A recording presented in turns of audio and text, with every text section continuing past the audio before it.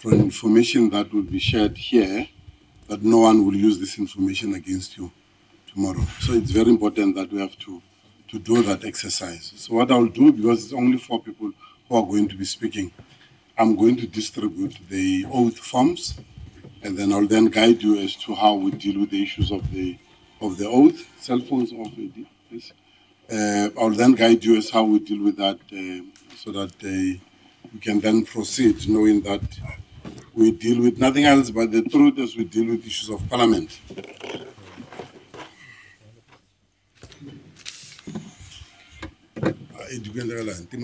Just switch it off.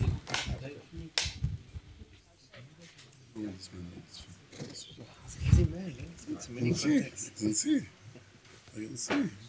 today.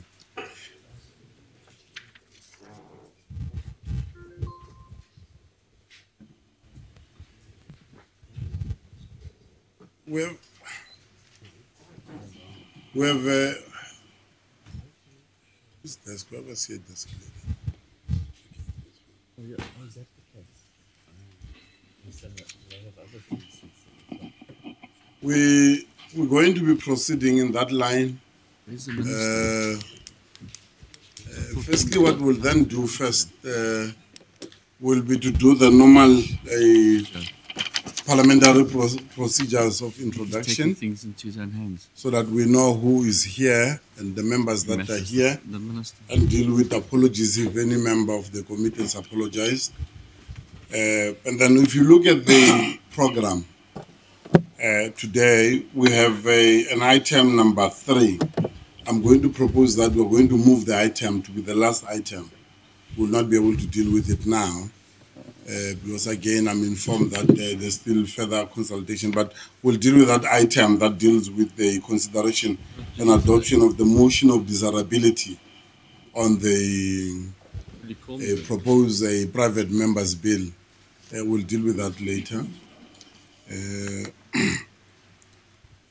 Now let us begin with the introduction of the.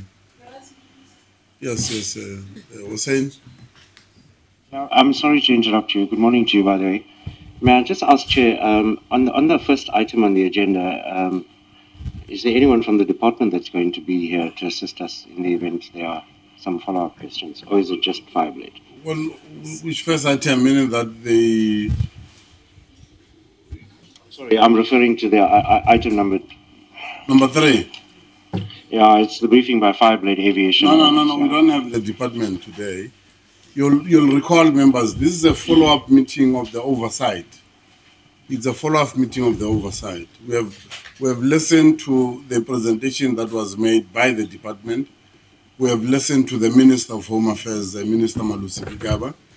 We went as a committee to visit the Fireblade.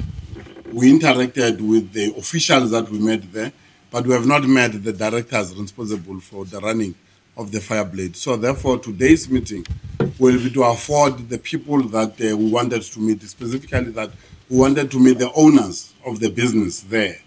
That's the reason that we have decided not to involve the department at this moment. We will get the engagement of the department based on the recommendations that we'll make moving forward, because we will then have to invite the department and many other departments. If you look at the report of the portfolio committee, it does raise a number of areas that require some kind of an intervention. We'll deal with that when we meet with all the departments that will be identified at the end of this meeting. For today's purpose is to afford the Fireblade directors to speak to us on the issues that they want to engage them with. It's specifically the general operation for them to end up being where they are today, meaning that the running of that particular private facility called the, I don't know, Fireblade is the name of the company, as I understand now.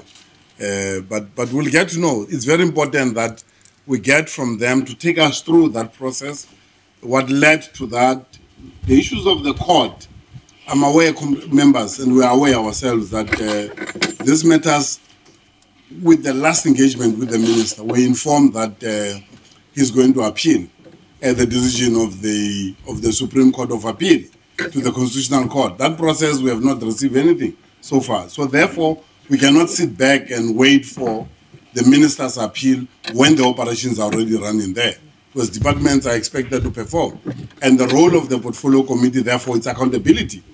That people who are involved in the, especially where you involve the state, there must be accountability. So that's the reason that we're going to be engaging. But I think let's note this point, Honorable Hussein, we will come back to that particular area because the information received from the department may be different from what we're going to get today from this presentation that we're going to receive. I'm not sure if any presentation has been prepared and distributed.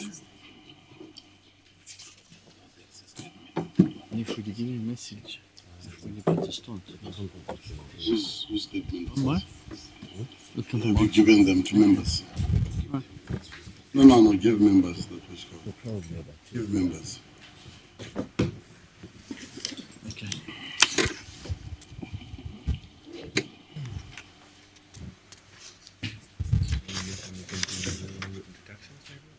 Yeah, no, we'll do that. Okay.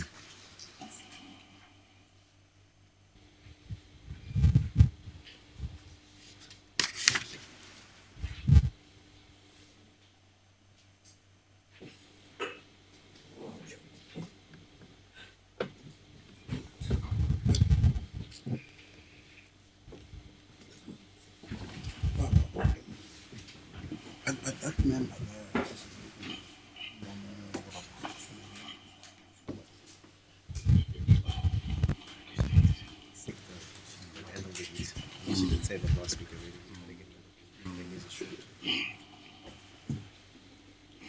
My apologies again, colleagues, that and our guests that are here. This venue is under Parliament has gone through under massive renovations and constructions. Now the air conditioner of the building somehow interrupted in the process of the renovations. So therefore, if you feel free to take out your jacket at some point when it's getting hot, because it is going to get hot as we move on with the engagement, right? so feel free to take your jacket.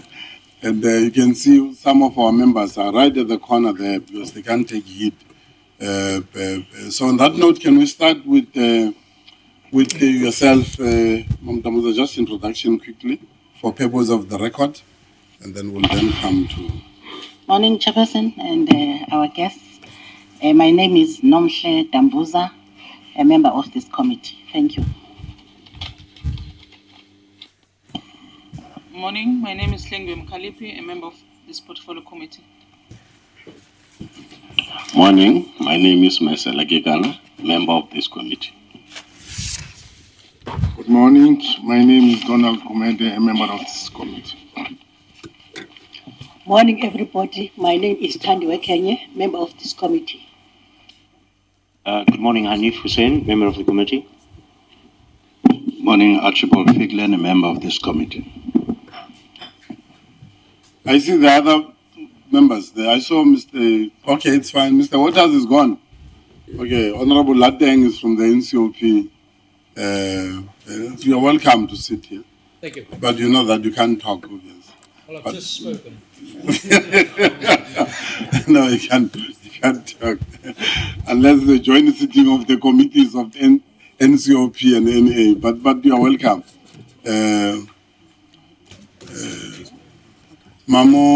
Mamunkomo, as she's coming in. You're welcome, ma'am. Okay, let's do the quick introduction of the... Me here. Oh, Mama put your limits, man. Yeah, I'm sorry for the health and safety that's fine. issues. I'm here at the back. Okay. It's too hot. I'm not undermining anyone. It's just that for the health purposes. My name is Dineo Raputi. I'm the member of this committee. I thank you. Okay. Thank you very much, Honorable Raputi. I think the point is made obvious based on the condition of the venue that we are using. Okay, can we then get the introduction from yourselves? My name is Nicky Oppenheimer. I'm chairman of Fireblade Aviation. Can you have gone very deep. Can you just give us again for record? You speak more of a English language, you know, they go very. So you can, okay, yes, please. I'll try again, Chairman. Okay. My name is Nicky Oppenheimer. I'm the chairman of Fireblade Aviation. Thank you very much. Thank you very much. With the African Way Chair, my name is MC Manny Picho. I am a director of this company too. Hey, comrade, yeah.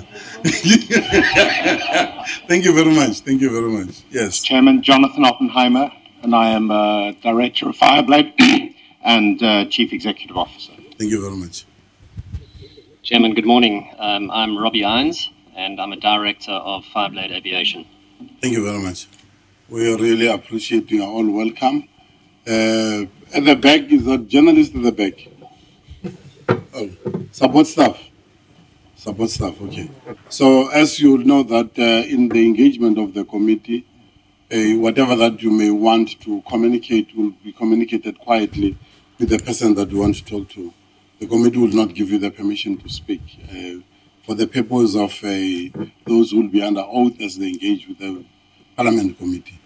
If we have met them outside Parliament, they were not going to talk under oath, you see. So now, because we are in Parliament, and therefore the rules and the legislation that governs such work, in fact, it becomes quite paramount that we have to take this exercise. Okay. All right. On that note, therefore, colleagues, let's before we get the engagement with the document, can I then administer the process of the oath? And I think all of us, I'm going to ask you, firstly, that are you going to do affirmation or oath? Oath. Oath. All of you oath? Okay. So let me then firstly read the legislative framework that require us to perform this particular oath. And then from there, I'm going to ask all of you to stand, and then you'll raise your right hand after reading after me to say thank you, God. I'll guide you on that. Section 16 of the Powers and Privileges and Immunities of Parliament and Provincial Legislature Act number 4 of 2004 regulate the swearing in of witnesses appearing before the Committee of Parliament. In particular, it empowers the person presiding in the case of the chairperson, being myself, at the inquiry to administer the oath or accept affirmation from a person appearing before it. In other words, there are two options for any witness. The chairperson must recognize each witness' choice in this regard, and by now we now know that you will take an oath.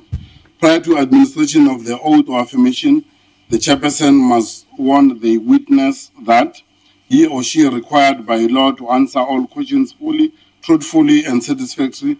He or she must proceed and produce any documents that is required to produce in connection with subject matter of the inquiry. So here is a general meeting of the committee will not be dealing with the inquiry. Notwithstanding the fact that the answers or document could incriminate him or her or expose him or her to a criminal procedure or damage, it is an offense to make any false, misleading statement while under oath. I think that one we are very sure of. The chair must further ensure that witnesses that in terms of section 16.3 of Powers and Privileges and Immunities of Parliament, any evidence given under oath or affirmation before the committee may not be used against him or her in any court or place outside Parliament, except in criminal proceeding concerning a charge of perjury relating to evidence or document required in this proceeding. The chair then may proceed to administer oath or affirmation depending on the choice of the witness. The witness will repeat after the chair and alter the following oath of affirmation. So we can then all stand, and then you'll read your name as I proceed with reading after me. The witness must be instructed to raise the right hand. Then you'll read after me with your name then. I swear that the evidence I shall give will be the truth, the whole truth and nothing but the truth. raise your right hand and say, so help me God. Thank you very much. We can sign those forms then. We can sign those forms and then the secretary will then collect them.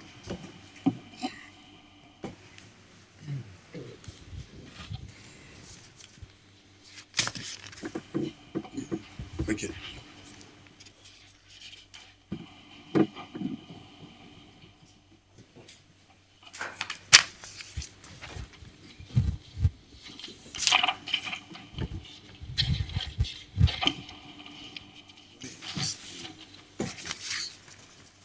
Okay, members, on the 31st of October, the portfolio committee, August, the portfolio committee visited the Fireblade. Both it was the Fireblade and the refugee center at the Desmond Tutu Refugee Center. Part of the engagement of the portfolio committee was to firstly to observe and to understand the operations of the Fireblade. As we are all aware, members, that this issue did not only emanate out of the department's day-to-day operations, but it's part of the court order that was given after the matter was appealed by the department was dismissed, and therefore the order was given for the Fireblade to proceed with operations. It's on those bases that today's engagement will be receiving a presentation from the Fireblade on the operations of the particular terminal at the OR Tambo International Airport. In our engagement with the visit, during the visit, we have interacted with a number of departments, and I think we'll know that we met the officials from the Department of Health, the Department of Home Affairs, the Department of Agriculture, South African Revenue Services, Department of Environmental Affairs, and the South African Police. These are people that are in the operation of the particular private port of entry, which is called the Fireblade. It's on those bases, therefore, members, that will then afford the opportunity to the Fireblade Directorate to present to the portfolio committee of their operations. And I think, colleagues, as we do this exercise, there are a number of areas that we've noted of concern that we'll want to get clarity on. So I think this presentation will be able to assist us to get to some of the issues that the committee will be interested to get clarity on. And at the end of this engagement, the committee will then make recommendations. Because as you know, that the work of Parliament will be that the committee will make a report to the House with recommendations, and once those recommendations are adopted, will have to be implemented by those who will be found to have to implement those recommendations. But at the same time, in between this engagement, between the report and Parliament, the committee will want to engage further with a number of stakeholders that are identified via the committee oversight visit into that particular area. So on that note, we can then afford you, Mr. Oppenheimer, to make your statement, as you said that you will first want to make a comment, and then maybe you will then guide us as to how you're going to present this report here. The report is addressed to the Portfolio Committee of Home Affairs. For record sake, you will have expected maybe with a clear letterhead of the company and sign off by anyone who's responsible for signing off the report. But I understand that it just arrived, it's okay, because you'll be speaking on this report under oath. We'll take it that will reflect the true reflection of what we'll be saying. On that note, thank you very much. We can then proceed. Thank you very much, Chairman. And of course, I'm very happy to append my signature to the statement I'm going to make, if that's helpful. As I said, I would like to make a short statement. And then I think the way to proceed with your guidance is for us to be prepared to answer any questions you or your committee may have as to the operations of Fireblade. But some background to what has been going on. In 2012, my son Jonathan and I were in a position to explore a long-held ambition to invest in a world-class gateway into South Africa for non-scheduled aviation. And by non-scheduled aviation, we mean aircraft that are not run by major airlines or on a schedule, and which serve customers primarily in tourism, business, and in the public sector. We initiated a detailed review of the available options and started consultation with potential stakeholders to better understand the market. And it soon became apparent that OR Tambo International, unlike most major airports in the world, did not have a facility dedicated to both domestic and international non-scheduled aircraft movements. Further research identified underutilized land and facilities within the Denel complex at OR Tambo, which could be turned into an ideal terminal for non-scheduled traffic. We then entered into discussion with the Airports Company of South Africa, AXA, and with its property company Precinct 2 Alpha and Denel. All the different parties were supportive of our proposal, and in due course we signed a lease agreement with Denel for the facilities in question, and Fireblade Aviation came into existence. In parallel, we started consultation with other stakeholders to determine their support for the project. From inception, Fireblade's business plan, as shared with Denel, AXA, and other key stakeholders, was that customs and immigration facilities should be available on site. These were always to be manned by the state. Without the ability to support international flights, it was clear that the business venture would not be profitable. Both Denel and AXA were enthusiastic supporters of the concept, and Fireblade opens its doors to domestic traffic in September 2014, following an investment of approximately 150 million rand.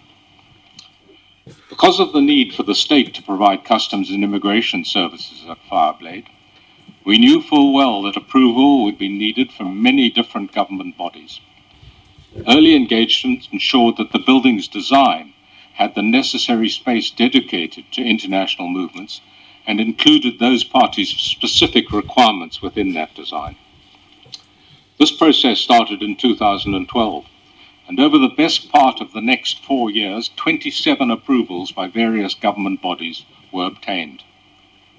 By the early part of 2016, the sole approval outstanding was that of the Minister of Home Affairs. Then, during a meeting at the Minister of Home Affairs office in Pretoria on January the 28th, 2016, Minister Gagaba, the then minister, granted his final approval. Following this meeting, Home Affairs failed to act on the approval granted by the minister, and it soon became clear that there was no intention of honouring this. After multiple engagements with Home Affairs and the minister's office to understand this change of heart, Fireblade was left with no choice but to seek clarity from the courts.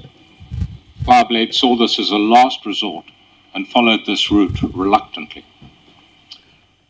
The Pretoria High Court, then the full bench of the same court, followed by the Supreme Court of Appeal, ruled on this matter, and all found that the minister had indeed granted permission to Fireblade, and his attempt to argue otherwise was ill-founded. The full bench of the High Court went so far as to say that the minister had told deliberate untruths while under oath on facts central to the matter, thereby violating the Constitution. After unsuccessfully applying for leave to appeal to the Supreme Court of Appeal, the minister has subsequently lodged an application with the Constitutional Court for leave to appeal these judgments, but crucially, no longer challenges the findings that he did grant approval. Following these judgments, on February the 12th, 2018, the first international flight passed through the Fireblade terminal. There have been 691 international movements carrying 1,401 passengers as at the 30th of October. And we would like to take this opportunity to pay tribute to the state officials who provided this service with great efficiency and who have, we are certain, contributed to those passengers' favourable impressions of South Africa. At this point, I would like to specifically address 3 comments which have been made in the media about Fireblade. Firstly, that this is the only privately owned facility of its kind in South Africa. And secondly, that Fireblade enables uncontrolled flights in and out of South Africa. And then lastly, that this is a facility for the exclusive use of the Oppenheimer family. These comments are simply not true. To address each in turn, in addition to Fireblade, other privately owned airport facilities exist in the country, such as Lanseria and Kruger Mpumalanga international airports, who offer international services. There are also multiple bonded warehouses at all South Africa's international airports, which process goods carried on international flights that are privately owned. Therefore, Fireblade is by no means unique. All the above facilities enjoy services and support from the appropriate state agencies in terms of clearing passengers and cargo into and out of the country. The primary control of aircraft arriving and departing at any airfield is exercised by the Air Traffic National Services, ATNS, who manage South Africa's national airspace on behalf of the South African government. All Fireblade's movements are controlled by ATNS, by AXA, and by the Department of Transport, while customs and immigration services supporting international movements are provided by the state and take place in a sterile area within the Fireblade terminal. There are no circumstances under which aircraft can circumnavigate or circumvent this system. Finally, the Fireblade terminal is available to any non-scheduled flights that receive the necessary permission from the South African government and meet Fireblade's operating criteria. Since Fireblade opened for business in 2014, there have been 13,884 movements, of which less than 5% were operated on behalf of the Oppenheimer family. And of the 691 international movements that have taken place since February of this year, only 6% were operated on behalf of the Oppenheimer family. As with all commercial businesses, Fireblade is constantly seeking to attract the maximum number of legitimate customers possible within its AXA-agreed mandate to only handle non-scheduled flights. We're extraordinarily proud of the Fireblade facility and are delighted with the cooperation of the various state entities providing independent services to it. We think that Fireblade is in the process of achieving its ambition to provide a world first-class service to its customers and enhancing their perceptions of South Africa, while at the same time reinforcing the Oppenheimers' enduring commitment to our country. Thank you very much, Chairman, for allowing us to make this brief statement. As I say, we are very happy now to answer any questions you or your members may have about our operations or about Fireblade in general. Okay. Thank you very much. Can we, from my side, let me start with clarity. Is there an agreement in place between yourself and the state or the state departments? Both, let's start with Home Affairs and all of these departments that have sort of listed with.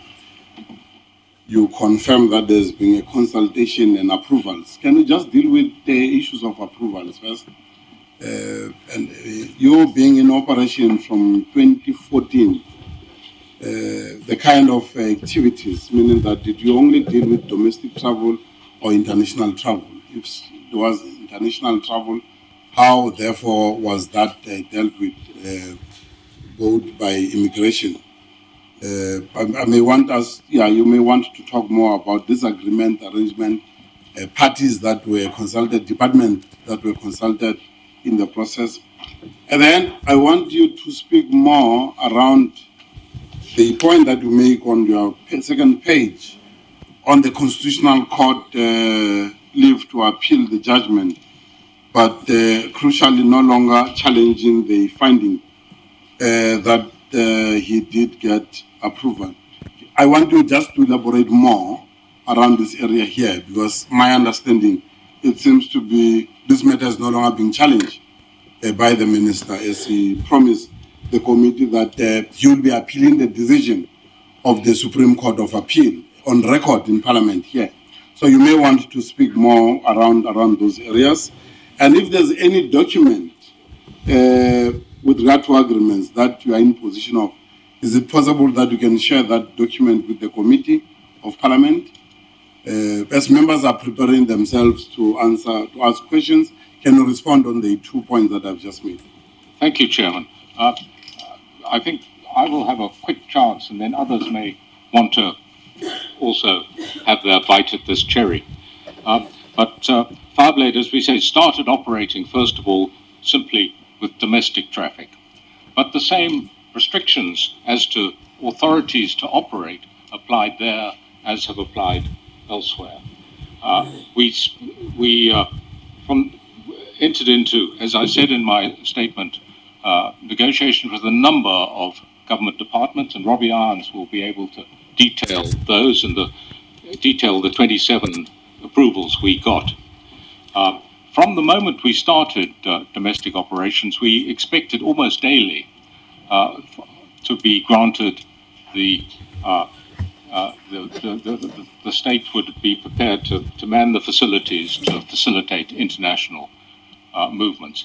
This took much longer than we had thought to arrive at that outcome, to the point where the minister did indeed give his approval, even though there were difficulties after that, where the minister tried to argue in court that he had not done that, but the three courts all found that he had indeed given his approval, and from that moment on, international movements took place in the terms of my letter.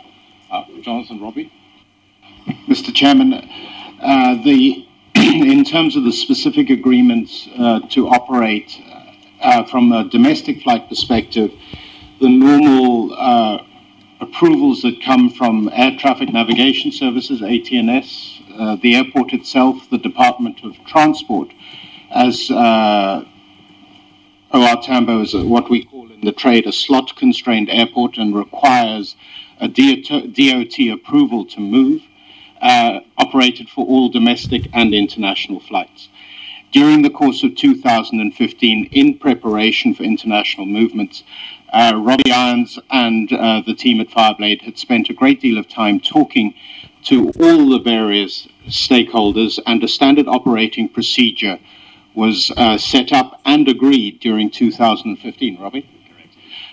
That was set up during 2015, and subsequent to the court orders, we revised that agreement with the various actors in the various stakeholders on the government side, and a second draft of the agreement, which was originally entered into, unsigned but verbally agreed between both sides in 2015, is sitting with Department of Home Affairs since the 4th of April of this year. And we have not heard anything back from them since, notwithstanding the fact that there is this draft agreement standing with, this revision of the agreement standing with the department as we speak. We are operating in compliance in conjunction with that agreement, as it made a great deal of sense and has been working very well during the process so far.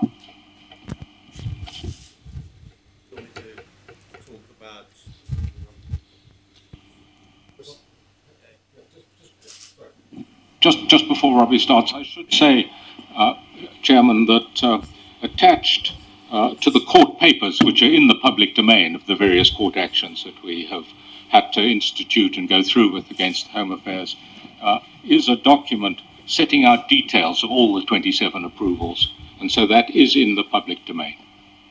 So you felt that you will not share that with Parliament because it's in the public domain? Mr. Chairman, we would happily provide you with all the court papers. There are a stack about No, that's fine. There can be a pile and a pile. Parliament wants information. If Parliament wants information, Parliament must be given information. So we will endeavour to provide. I think let's agree that because maybe we will not have alerted you that normally when you deal with Parliament, it's documentation. That is why even my question was more about your presentation, that it must be signed off, you know, so that it take ownership of what you are presenting to Parliament, right? And I want to take it that, let's note it, that the issue of the agreements, because when we're at the Fireblade, we call for that agreement, and generally would not receive joy. And I thought this level will definitely be able to help us with that particular agreement. And if it's lying at the Department of Home Affairs, it means that it will not be difficult to get it. We'll have to get the department to submit that particular document. Now, if all stakeholders have signed that document, except Home Affairs, is that what I'm hearing? No, Chair. All parties were party to the discussion and verbally agreed that agreement through, in 2015, a committee operational at AXA in Johannesburg called the BCOCC. Is that correct? BCOCC, which was the forerunner of the new border management group, and it was verbally agreed in their working committees, and it was adopted. It was not signed at that time. Okay. And that was 2015, April? 2015, sir. April 2015? No, the revised draft, version 2. Of what? Was forwarded to the Department of Home Affairs on the 4th of April, 2018, sir. Okay. Now, tell me the level of your engagement. Here I hear the Minister of Home Affairs. These other departments, can you, I know under BOCC, you'll then have the department as I've listed them earlier, but just for record's sake, will you want to confirm which department that you are engaging with for the approval? Can you do that for us? Of course, Chair. And then as you do that, please, can you give us the levels of the people that we are dealing with, if possible?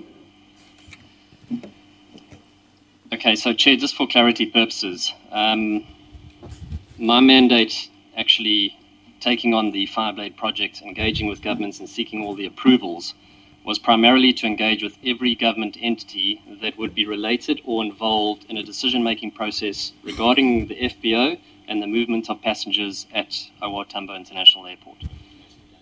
Domestic and international. So from the onset, we engaged with AXA, the Airports Company of South Africa. They are widely known. They fall under the Department of Transport, and they are the official custodians of all airports in South Africa. So initially we sought guidance from them as to whether this would fall part of their 40-year plan in terms of development going forward. As it turned out, there was always a plan by the airports company to develop on the Denel side of the airfield a FBO going forward. In so much so that we had to engage with the operational entity, the chief airport planners of AXA, and also the management teams of OR Tambo Airport to ensure that whatever we were trying to convey to them as a potential project was well received and met in with and fit in with their long-term 40-year development plan.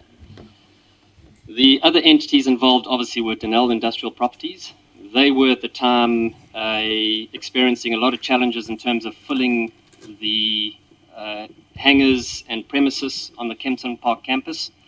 When we engaged with them, they were very positive about it, and so much so they were welcoming this type of project being developed on their side of the airfield. Chairman, it's worth saying that when we signed the lease agreement with Denel, they provided us with an option to extend on similar terms our participation with them over all the remaining hangar space they have. Through initial engagements with Denel and AXA, we were, in particular the operational teams at AXA, we were then instructed to engage with ATNS, Air Traffic Navigation Services. Obviously, they control all traffic inbound and outbound of OR Tambo International Airport. In fact, everywhere in the country, but specific focus on OR Tambo. As it's well documented in our court papers, OR Tambo is a slot-based airport, which means we have to, from an operational perspective, apply to the Department of Transport for a arrival or departure emanating or departing from OR Tambo International Airport. We cannot operate a movement or any movement from Fireblade facility without the approval from DOT and ATNS and AXA. So you are in possession of those agreements, meaning that, yeah, please talk, yeah. Sorry, yeah, Robbie. Sorry, Yeah. Chair, if I may, there are recorded documents of every 27 approval granted by all the government stakeholders. Okay. And they form part of our court papers. I'll actually go through them and list them in detail for you if you'd like. Okay. And we're very happy to make a copy thereof and send it through to you as and when. All right. Now, what we'll do, colleagues, members, is that we have to navigate very, very careful so that we don't deal with matters that are subdue and expose ourselves in Parliament to that extent, okay?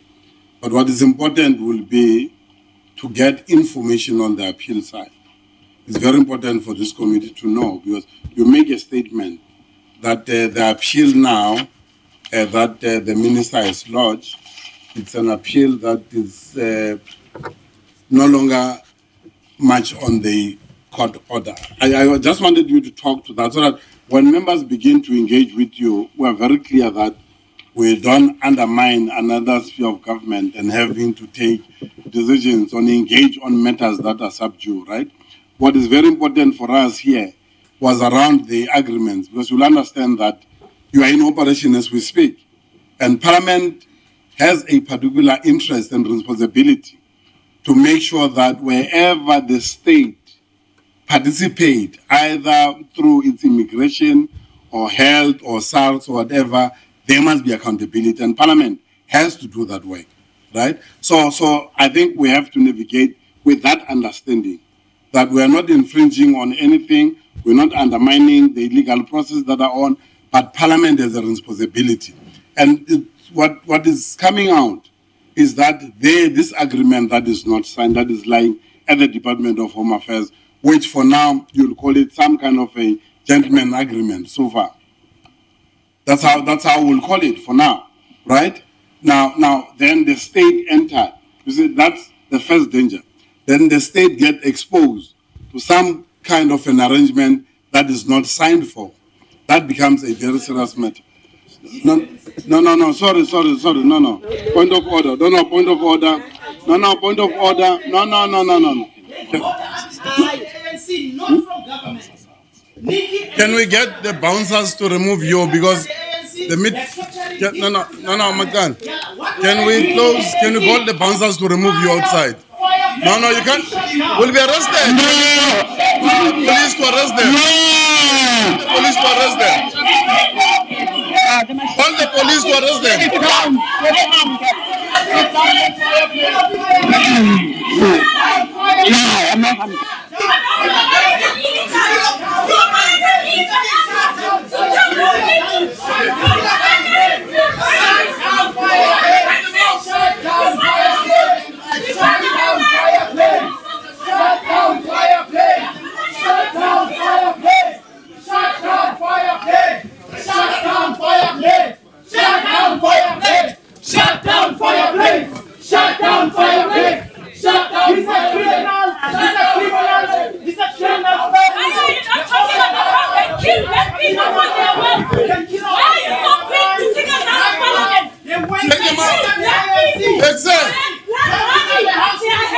His family is a criminal family.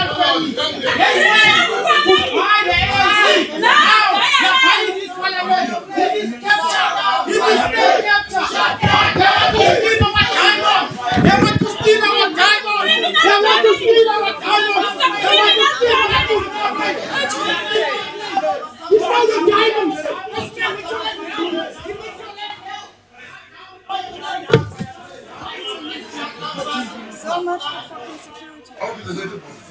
All the bouncers on Okay. That's South African flag.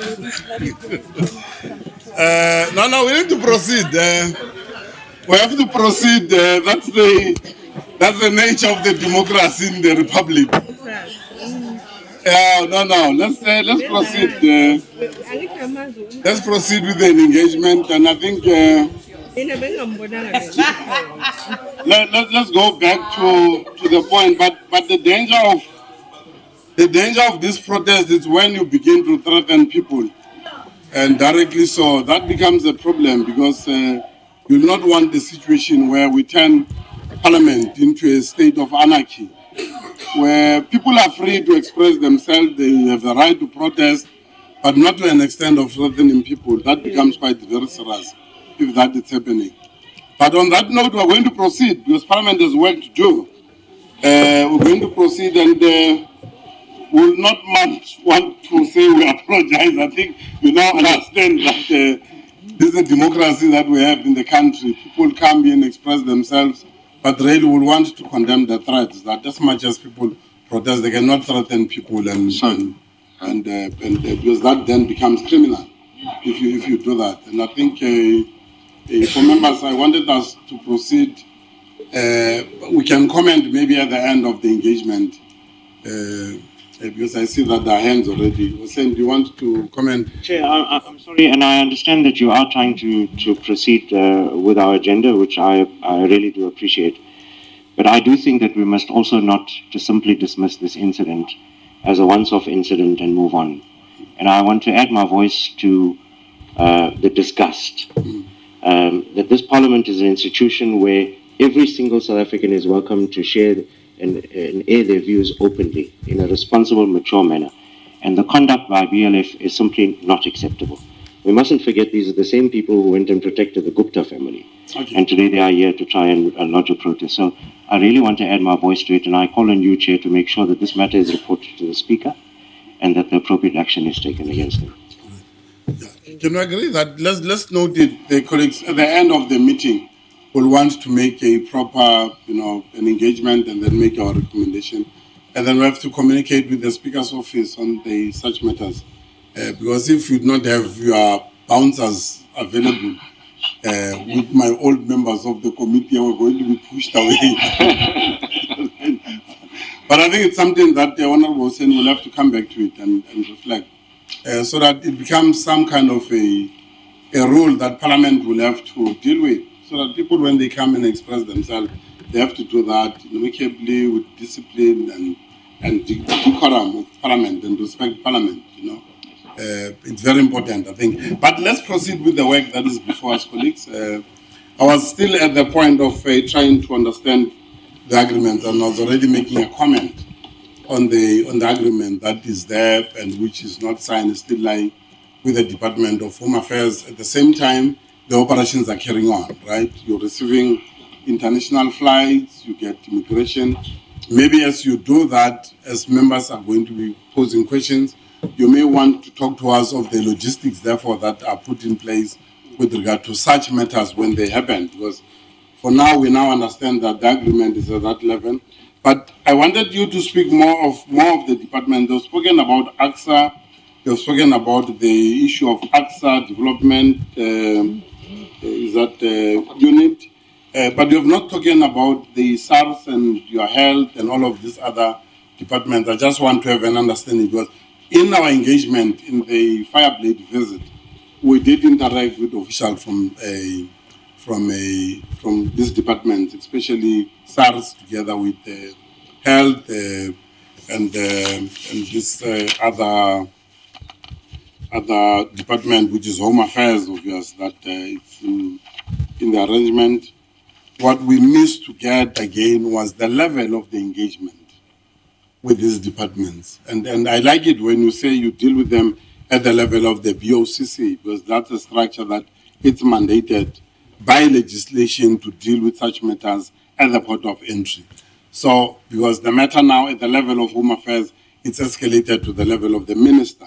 I wanted to understand again the levels of these other departments, as how far and what levels have you been dealing with? Okay. Sorry, Chairman, just before we get there, can I just go back to the Minister's appeal to the Constitutional Court for one moment, which you asked about earlier? Yes. And just to make it clear, what the Minister has done is sought to appeal to the Constitutional Court to hear his appeal.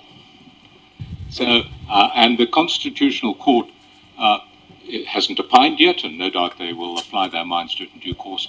And they may take two decisions. They may say there's no merit to this and we won't hear it, or they may say we will indeed hear this, and then there will be an argument in front of the Constitutional Court. But that's where we are at the moment. Thank you. So he has appealed only for him to be heard by the Constitutional Court. It's not the appeal of the judgment. He has requested the right to appeal. He's requested the right to appeal. And, Mr. Chairman, I think very importantly, in that request, he has detailed what he is seeking to overturn in the prior judgments. And in the first three cases, he argued that he had not given his approval. In the Constitutional Court application as it stands today, and it is in the public domain, it's a document which is available, therefore I'm not restricted in that regard, he has not included as a condition of his appeal that he did not grant approval. He has accepted he did grant approval. So okay, that's fine. That's fine. It was quite important that we sort of understand the level of our engagement so that we don't find ourselves having to pass and trample into other bodies that are responsible for dealing with appeals and what is there that is being appealed. So on that note, I'm going to allow members. Chair, I'm sorry to interrupt you again, but can I ask that we deal with just this issue, and it's critical, and I'm glad you raised it, because it determines to what extent we are able to have the discussion, as you suggested, if the matter is sub judice. Now, if you go, Chair, to this legal opinion we got from Parliament, and at the very last page, it makes it very clear from what I understand, is that as we are speaking now, there is no application filed before court. Correct. And so if we can just get beyond that point, then it means that we have free rein to ask whatever questions we so wish. That's the point. That is why I wanted us to understand if there's appeal that's being launched, and because they make it in their statement too, that the issue is no longer the appeal about the order to grant the operation. It's not challenging that, right? That he has accepted, that he has given. Hence, therefore, the point that becomes relevant for us is that what agreements are in place for them to operate. If you have accepted that you're not challenging the order that you have granted them, therefore you're supposed to have put up systems in place and make sure that by the duration, I'm not sure again for how long you're going to be in the operation in that particular space. It had to be driven by an agreement which is written black and white, not gentleman's agreement. You can't leave that and wait for the Constitutional Court that will come maybe next year or 2021. You know, and it means that the state will be providing a service which is not agreed upon. It's not signed for, right? So let me allow colleagues then to come in. And I think I'm happy that the Parliament has done its work around the issue of the legal opinion that we have received. And then I think we have done an assessment. That application, we have not done an assessment of it, the leave to apply. And this is what we are not told. Because if we are told that the minister's decision is to apply for a permission to put an application, it was something else, right? So here we took it that the information that we're given was that the minister is appealing the decision, right? So now it's a different thing now we are hearing today. So let's proceed, colleagues. Let me allow members. I think what we do, you note the questions and comments that members will ask, and then you'll then respond, right?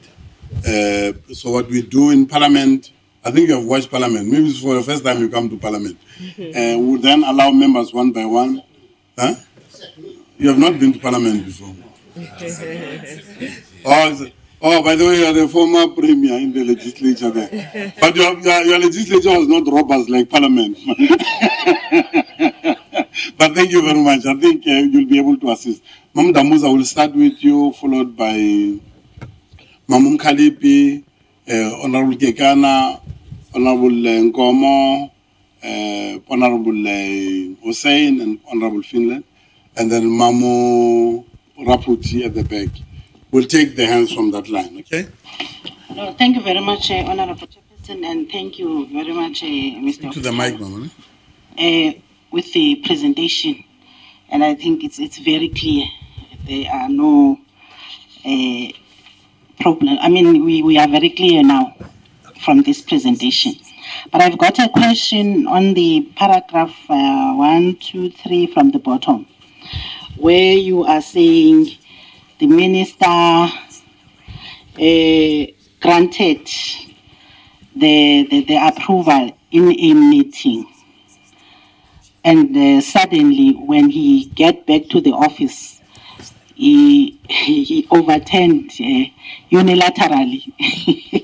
So I just want to check if you do have the minutes of that particular meeting, so that the minutes of the meeting of the 28th January 2016, if you can provide Parliament with those minutes.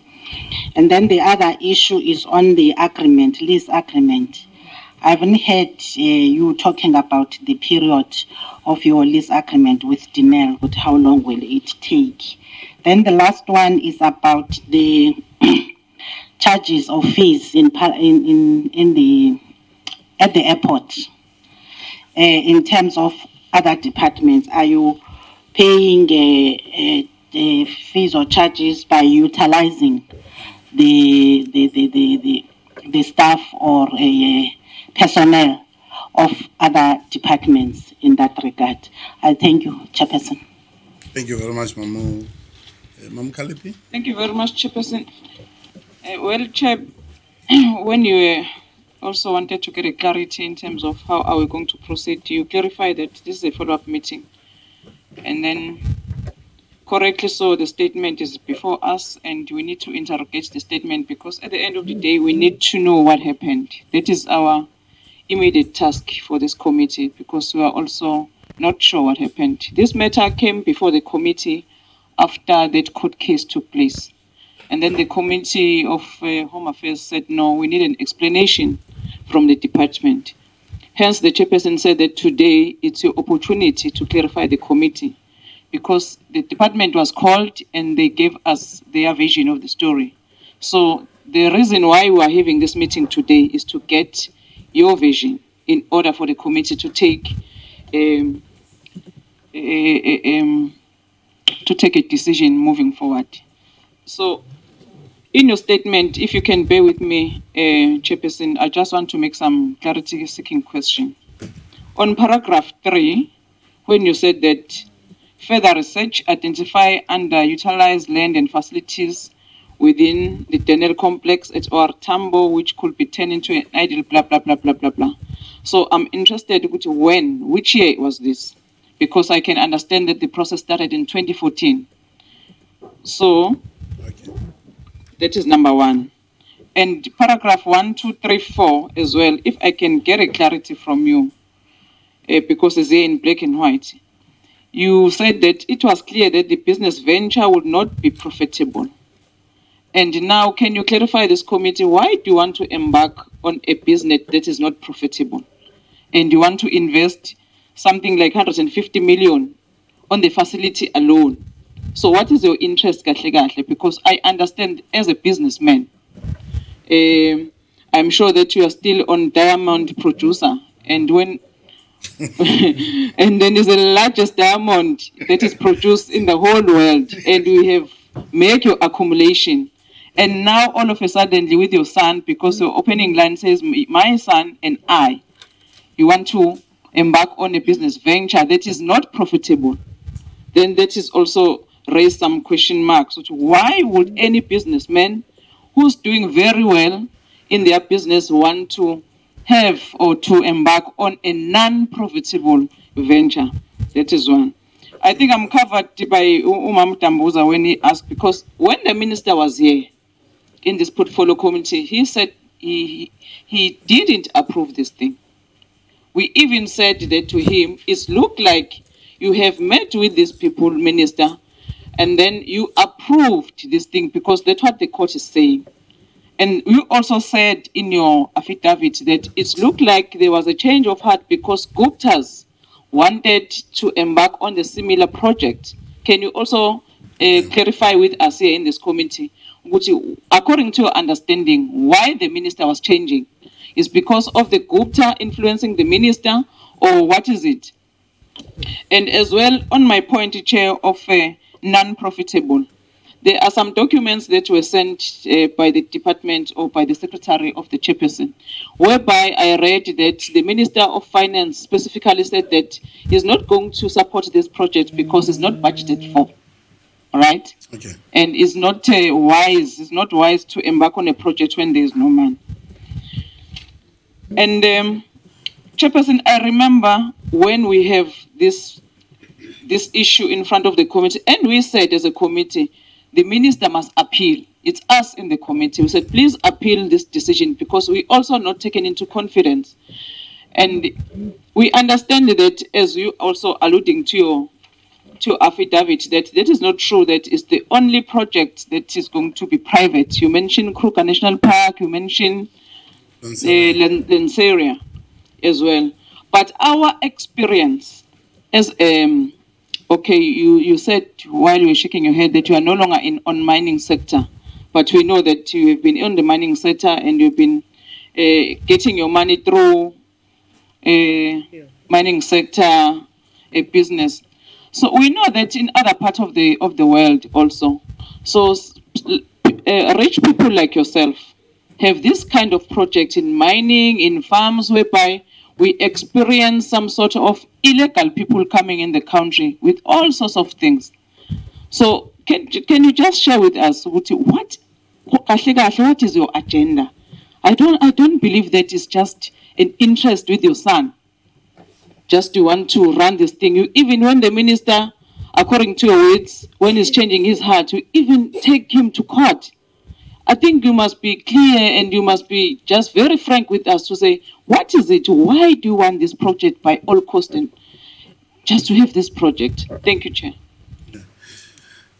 Maybe as you'll be responding to this question, especially of the issue of safety and security of the country comes in.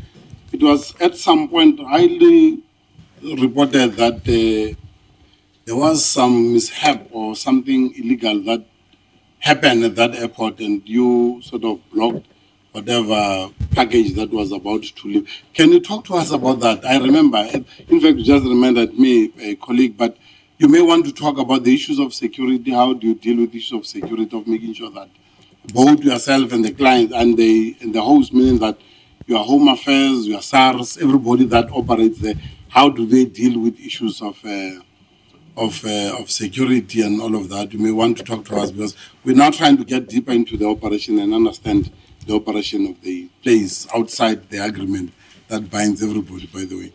Thanks, Mam Kalipi. Thanks, Chairperson. It's difficult to serve under you because you ask all the questions. No. It's very good at the same time. That's fine. Yeah. That's fine, my brother. Yeah, let me say, Chairperson, thanks very much, man. I'm covered by your questions and my colleagues. Yeah, mine was to ask about the security, as Chairperson has alluded, and how is Fireblade is going to benefit the South Africans and your relationship with all the stakeholders, because I've never heard thoroughly about that. And most importantly, the period of the lease, as it was asked.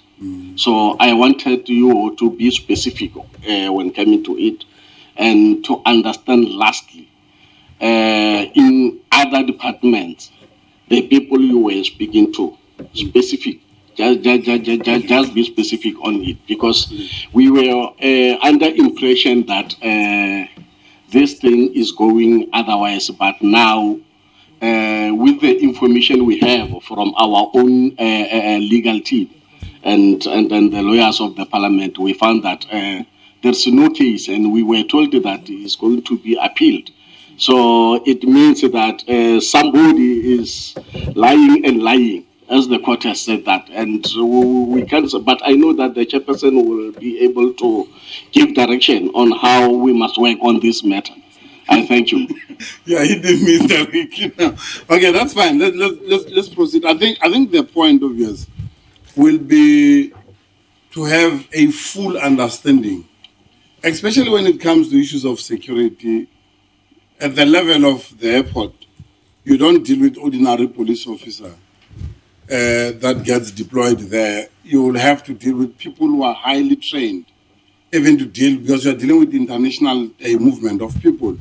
You'll then have to deal with people who, some of them are in the wanted list of Interpol, some of them, you have to be very, very clear when it comes to, and I think Honorable Gumede would understand from the security point of view, when we deal with matters of security, what we mean generally.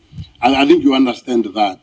It will be good that you share with us in your operation as a Fireblade with all these other stakeholders. That is why my point earlier was to want to understand at what level are you engaging with? What level are these government officials that you are engaging with? Because you may find that you are just dealing with the director there who's not at the preview of more information around issues of security, issues of immigration, issues of health and all of that, right? So it's important for us to understand that operation, because you are the ones now who are providing a service. They come to support you with all these particular services that the state then provide. And therefore, the point you make is that some of these airports, as you have just identified them, ports of interest, your Lanseria, your Kruger, and many others. I'm not sure if there's any agreement with the state, with the Lanseria. I think it's a point that members must note it, right? I'm not sure that they even pay for their services when they get such services, because you do have immigration at Lanseria. It's something that we may want the department to come back and clarify us. Same applies with Kruger. You're dealing with most international tourists that goes via Kruger Airport. You want to know again if there's a particular agreement in place.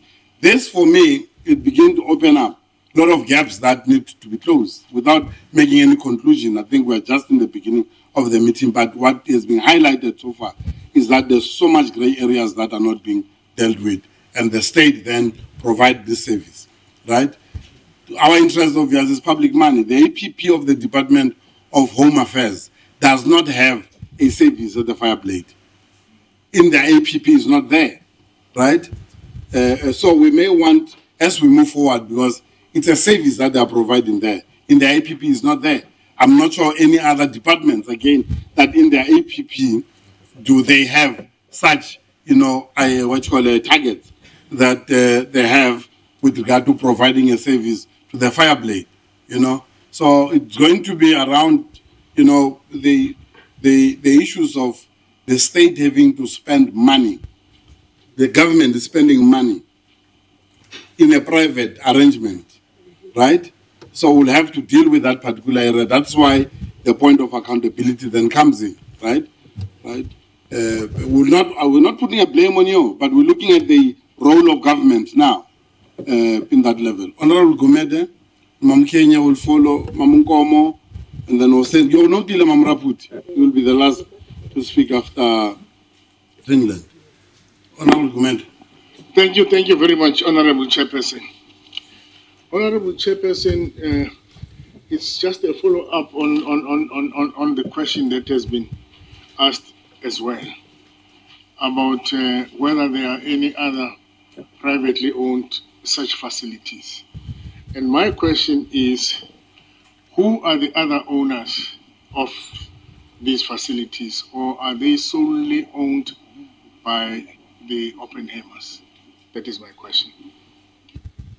Yeah, maybe that question, Honorable Gomez, again, it will want government to respond, especially, your Home Affairs and many other departments that we are dealing with a private company here. If they have the know-how, they can tell us. It will be helping us, in fact. They can help us, Honorable Gumede. I think if you know of some of your friends who are in the same business as you, you may want to share with the committee so that we can know to help.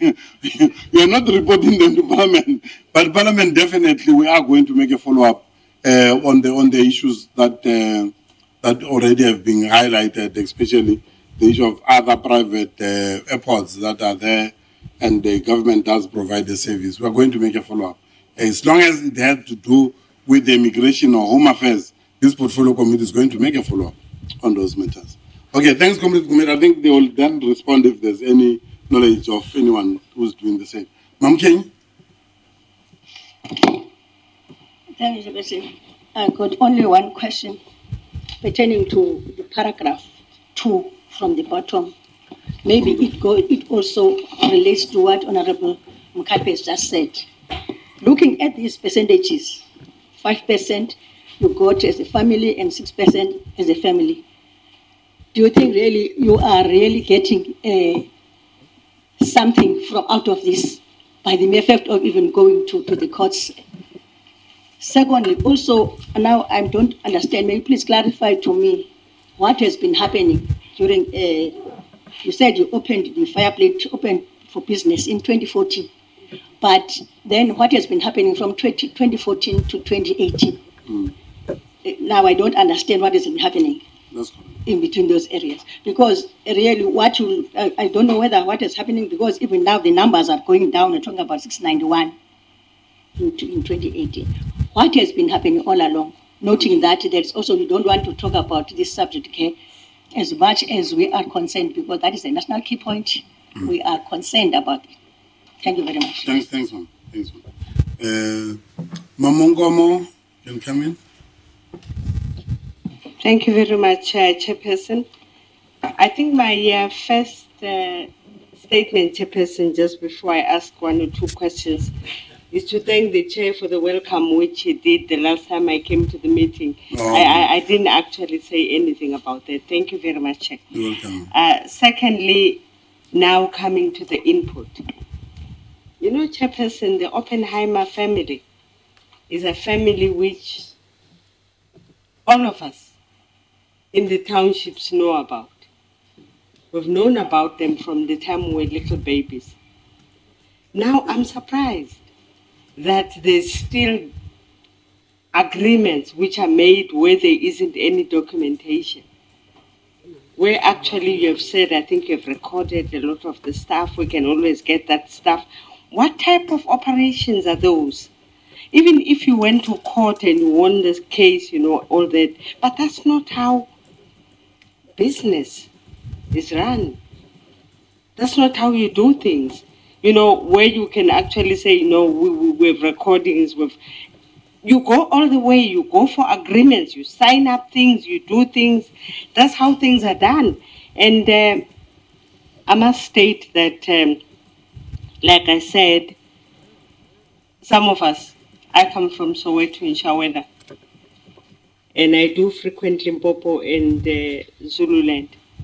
I do know the projects which were done by the Oppenheimers over years. I do know them very well. And they've done things thoroughly. But there's something about this particular project. Okay. What's in it for the community and what's in it for the Oppenheimers? Okay. That is what Mkalipi asked, Honorable Mkalipi, earlier on.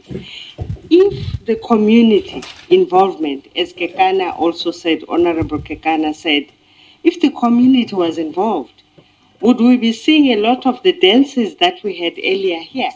You know, some of us have been ducking and diving even in the House, in Parliament.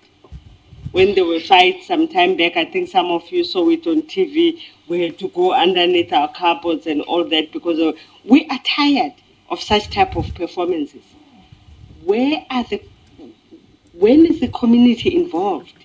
Okay. When is the community informed about such type of ventures to actually avoid the type of issues which happened? I just need community involvement. Okay. And then lastly, Chairperson, the issues on the charges.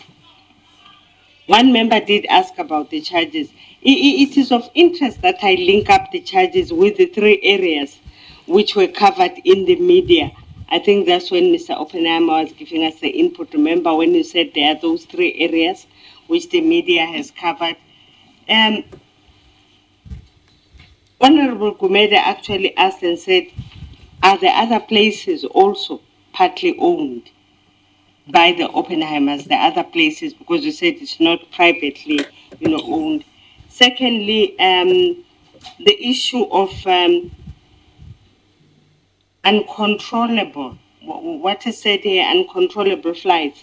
We have a problem in our country, in South Africa, where we have flights that are coming into our country which are not scheduled, where we can even get illegals coming in. We would like to know with surety that this will not happen.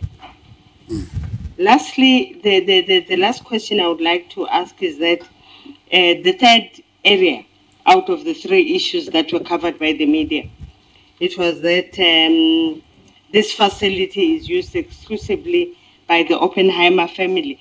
I think here we need to differentiate between business and family type of use, because if it's business, then it's actually used by everybody. But we need a bit of some clarity on those issues so that we know that this family, which is a South African family, which we know about, is actually operating within, is still operating within the laws and prescripts of our country. Like I said, we do know some of the projects we've done, and we are hoping that we are still keeping to everything as you were doing. Thank you. It's an applaud at the same time that you are known, members is confirming that you are known to be doing thorough, good business. But with this one, it seems to be losing it. And your public relation does not deal with issues of perception. That your Department of Public Relations is a little bit weak, does not explain to the public on your day-to-day operations. Because as the colleague puts it, that you are a very big, well-known family throughout your businesses. But when it comes to this one, it seems there are issues and you're not communicating proper. Hence, you saw some of the protests that you saw earlier, maybe it's because of lack of information. You have to speak for yourself. But I think it's a good criticism that we have to note it yourself as we move forward. Let me give Honorable Hussein and then followed by Honorable Finland. I still want us to, as you respond, to really deal with your operations, you know, the scheduling of your flights as they arrive, who does what at the point of arrival of a plane. That is very important. I think we must not miss that plane, so that Parliament is satisfied that all these role players who are supposed to be playing their role when a flight has landed or is about to land or is still coming, the scheduling, which the colleague is now raising. How do you deal with such matters? I know they are very detailed, maybe it may not be at your level, but if you have an operational manager there, you'll have to talk to us about such matters. Honorable Hussein. Chair, thank you very much. With your permission, I would like to perhaps make a comment before I raise just 2 or 3 questions. And I simply want to say this, Chair. I think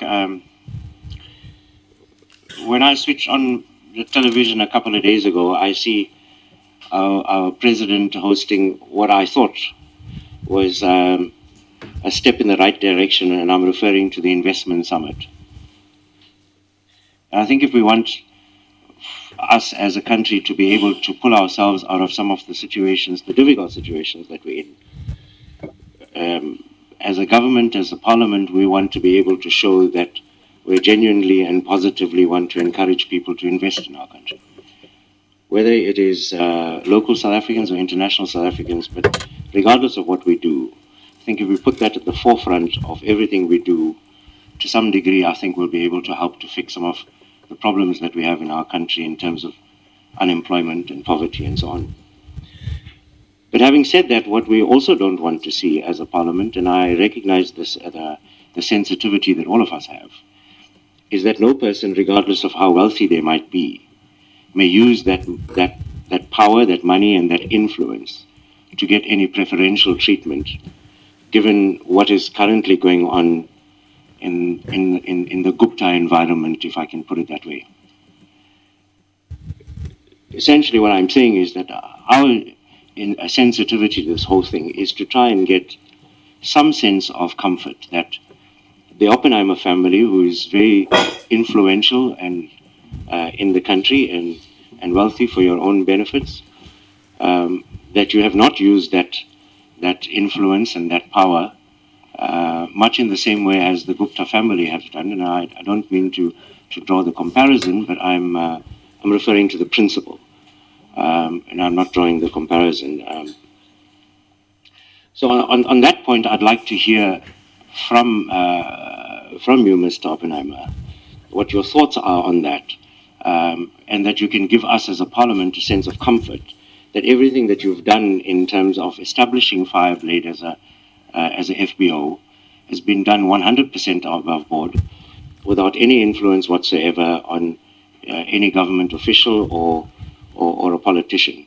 And perhaps that would give you an opportunity to be able to put our minds at ease that what you're doing is the right thing, and that Parliament and government can support you to do the right thing. The second thing I want to deal with, Chair, is having read all of the court judgments, and I'm not going to go into the detail, I think much of it is known to some of us. From what I pick up is, at the center of the tussle between the Oppenheimer family of Fireblade and Minister Gigaba is the discussion of a meeting on the 28th of January 2016. So everything else is peripheral stuff, but the 28th of January is the center of the tussle. We know now that the court says that the minister had lied, and in fact, I'll deal with it later about some of the things that the court have said. In fact, I think the court ran out of adjectives to describe the manner in which the minister had lied. But having read your court papers, I don't feel a sense of comfort that you went into the actual detail of what transpired at that meeting. You've covered some of it. So if you don't mind to please share with us exactly what happened at that meeting with Minister Gigaba on the 28th of January, and what is it that made you feel that he had given you the approval to proceed.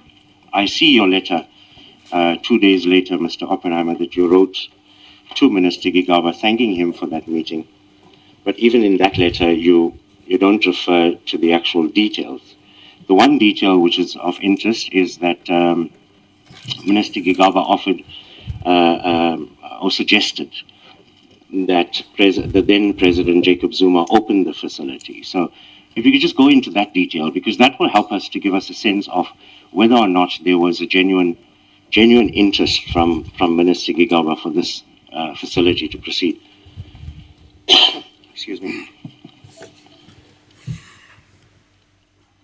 Mr. Oppenheimer, there's a correspondence that Minister Gigaba had sent to you, and if you don't recall it, I understand you might not have it in front of you, but it's dated 27th of October 2016, and he's responding to a letter that you had sent to him. And I just want to read the part that he refers to. He says, "I have noted in one of your correspondence to myself dated 14th of October, you say that Denel's objection herein is spurious and baseless in the extreme, driven by sinister and ulterior motives." I'm not sure if you remember that correspondence, but you probably will, because I think it's a significant part, which brings me to the issue of Denel. I understand that at some point, although you had engaged and signed a lease agreement with Denel, for some strange reason, they later on withdrew the lease agreement. And if my understanding is correct. And you then decided to take that matter also to court. If you can maybe just give us an update of where is that court case with Denel, the first question related to Denel, and if you can expand on what those ulterior and sinister motives that you referred to in the correspondence, you don't give that detail. Okay. I think I'm done. Thank you. Thank you, Chair. We're not opening you back to the court again, right? But these are clarities that members of the committee may want, because these are open documents that are in the public domain, right? All the letters that Honorable Hussein make mention of are in the public domain. So you just feel free to deal with such matters. And then what we now know is that we are free to engage on this information that is before us, right? There's nothing much that is subdued that they will be worried much that we don't have to say so, because the issue of granting is not being challenged. Okay, it's on the basis of what we are saying under oath, and that's the information that we'll have to help members of the committee again to get the copy of that particular document on the appeal by the minister to the Constitutional Court. We'll have to get, I think it's a public document now. We must get that copy because moving forward, we're still going to do further engagement around this particular area. Mr. Finland, you can come. I think you have noted more questions, right? You have noted questions. Thank you very much, Chairperson. Yes, yes. I don't think I'm going to have lots of questions, but I've got the interest of finding. Speak to the mic and then. Yeah. I've got the interest of finding when you do business and you don't want to get profit. What was your aim? And secondly, in your business, do you have partnership with South Africans? The business people from South Africa, if you've got partnership with them. The last issue, Chair, I see that you started this negotiation in 2012 for this project. Then who was the minister at that time? Because I think Malusi Kigaba only started in 2014, if I'm not mistaken. Minister Naledi Pandor was there at that time. How was the relationship with then that minister? And did she approve of this project? And why Minister Kigaba, in your opinion, why is he against Fireblade? Thank you, Chairperson. All right. Mam Raputi. Thank you. But I think we're dealing with... all of you are South Africans, eh? They're all South Africans. Open them as much as I know you. South African.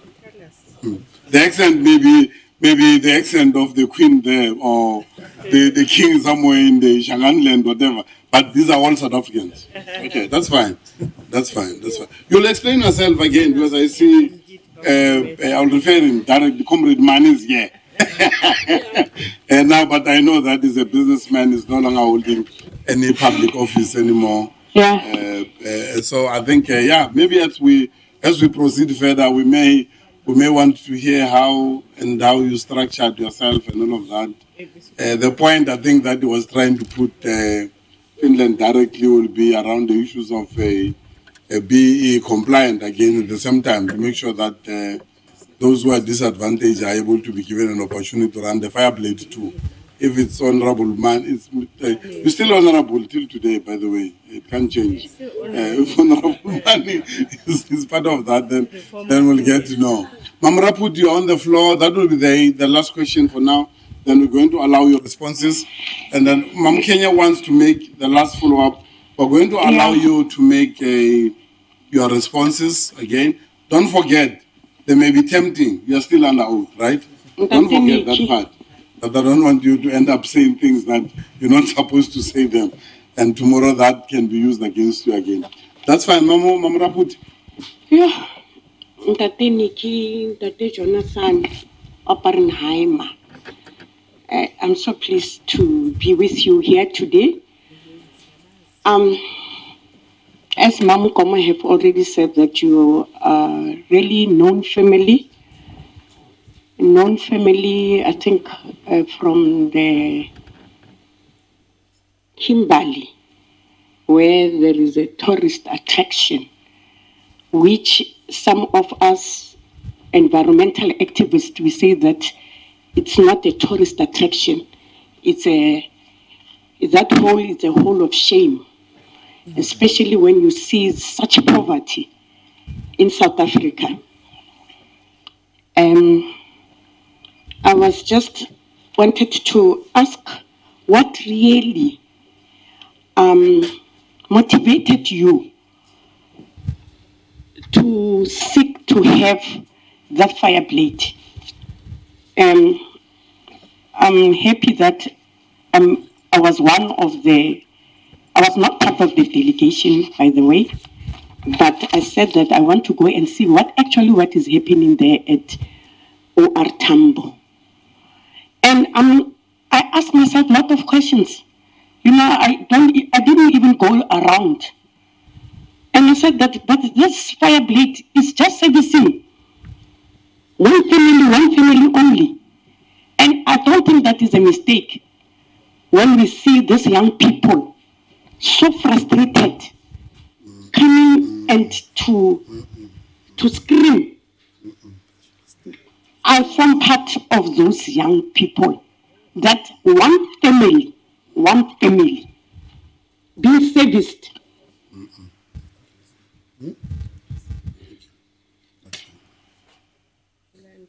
Chairperson. Yes, ma'am, you're on the floor. Okay, because good really I talked to the table to clarify certain matters because what we're dealing with, I think we have received the presentation and we're guided by the presentation that we have received. But I want to say what was my observation there at Tambo of the Fireblade. And the question that came to me, I saw the state servicing the Oppenheimer family. Even if you have written some, the statement here, there is no fairness. Even if there is a judgment that came, we should rule. We must also take a decision that Fireblade cannot service only one family. It is really not fair. It's painful. And if you can read, just go to a statement on paragraph 4. Paragraph 4, line 1, 2, 3, 4, 5. That 150 million, is it yearly or is it monthly? And I think really, for a family as rich as yourself, even if it's 150 a month, it's not enough. But I just wanted to get clarity on that. Okay. Is there any fairness in that? But I think that Nicky and Jonathan will answer us. I thank you. Yeah, no, the points that you make, Mama, what is important is that we must go through the reports, colleagues. The committee has made reports of its finding in the Fireblade, and I think this is what must guide us. And at the same time, we have to be engaged with the statement that has been presented, so that we don't end up bringing things that are outside our scope of engagement and making insinuations of things that are not there. Let's try and stick to our points as we proceed. I think the whole, I know that you're from Kimberley too. You'll talk and tell us about the whole in Kimberley, please. Mamo Kenya? Thank you, Chairperson. I just want to add on my question the issue of when I look at the first on the 2 paragraphs on the first page of the statement.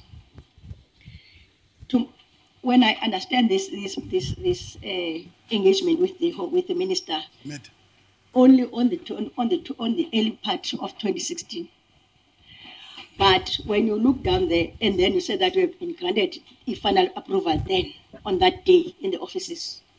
But when you go down there, you talk about multiple engagements with the Home Affairs.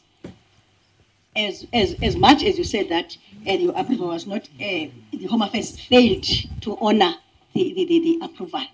But after that, there's a sense that talks to multiple engagements with Home Affairs that you resorted to go to the courts reluctantly. Now, may you please elaborate to us where are other engagements? Because according to this document, you have only one engagement with Honorable Minister, but you're talking about now multiple engagements that made you to resort to the courts. Just clarity on that, because you don't see those multiple engagements with Home Affairs in this document. Thank you, Chairperson. Okay, thank you. Okay, let's get the responses then. We can proceed with responses. I don't know how you have structured who's going to answer which question. Chairman, maybe I could start and then the others take over. And what I'd like to talk about, and it covers a number of the questions that have been raised here, is to go through my memory of what happened at the meeting with the Minister on the 28th of January. And that led to his granting us approval. As I say, that was a meeting that I was invited to by Minister Gagaba, and I was accompanied by Robbie Irons at the end of the table there, and another person who works with us called Bruce Tillum. It was an extremely cordial, friendly, and positive meeting taking place in the Home Affairs offices in Pretoria.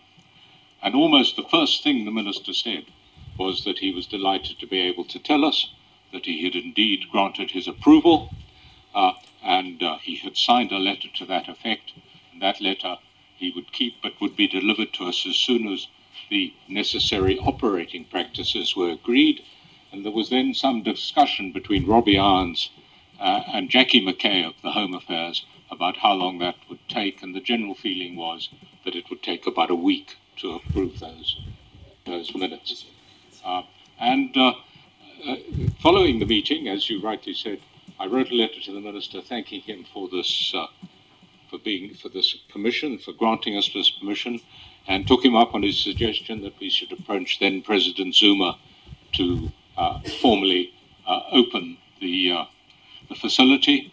And he was also keen that at the time there was some idea of a VIP type of clearance for people, and the Minister was keen that this should be trialled at Fireblade as well for that process. You asked about minutes. We, on our side, did indeed produce minutes of the meeting, which we were sent to the Ministry of Home Affairs for their comments. They acknowledged receipt of those minutes and made no comments. Minister Gagaba, in the court case, tried to suggest that he had never received those minutes, but we were able to produce a message of acknowledgement of receiving of those minutes. Now, did they approve the minutes? No, they did not approve the minutes, but did they take up the opportunity to correct them or produce their own record of the meeting? Absolutely not. What happened thereafter? Well, I'm not sure what happened thereafter, but the Minister then changed his mind. Sorry, I should step back one. There was, following this meeting, then a series of engagements between Jackie McKay and other people in Home Affairs and Robbie Irons about formalizing the operating procedures. And everything that went there suggested that this, indeed, as the Minister had said, was a done deal. But then, as the Minister said, he, receiving a letter from Donnell, attempted to renege on his agreement. And this led in due course to the various court actions. And I must say we were astounded in the court actions when the Minister attempted to argue that he had never given permission.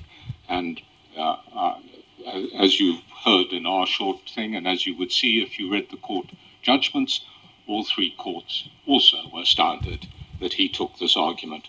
And maybe here I should just raise one point, because which is important. I've taken an oath this morning to tell the whole truth, nothing but the truth, and I'm standing by that agreement. The Minister came and stood before you in May, took the same oath, I would imagine, and undertook to tell this committee the whole truth and nothing but the truth. And looking at the minutes, one of the things the Minister said was that nobody can infer the approval on the basis of a leaked internal memo. Bribery must have taken place, as the only way the Oppenheimers could get an internal memo was through bribery. What the Minister was referring to was a document where, in the Minister's handwriting, in his own handwriting, is written, must inform, he actually says Anglo, but means Fireblade, that the approval I granted must be terminated. And MG signed against that. That document is part of the submission attached to the affidavits admitted by the Minister himself. So the Minister lied to this committee. And I actually take offense that he suggested we bribed somebody or stole a document. I find that very offensive, particularly as I am and he were under oath in this situation. And so we went to court. As you say, the courts gave their opinion. I think we would be only too happy to either produce for this committee a full record of all the court opinions, or provide you with a link to which way you could be able to access them, because they are in the public domain, available to anybody who wants to see them. And as you say, you studied them carefully and you have read the various things that the judges had to say. And I think that covers what happened actually at the meeting and what led to Denel changing its mind from being extraordinarily supportive when we started this process to suddenly becoming very difficult. I have no idea. But something happened, and I don't know what it was. Jonathan, do you or Manny?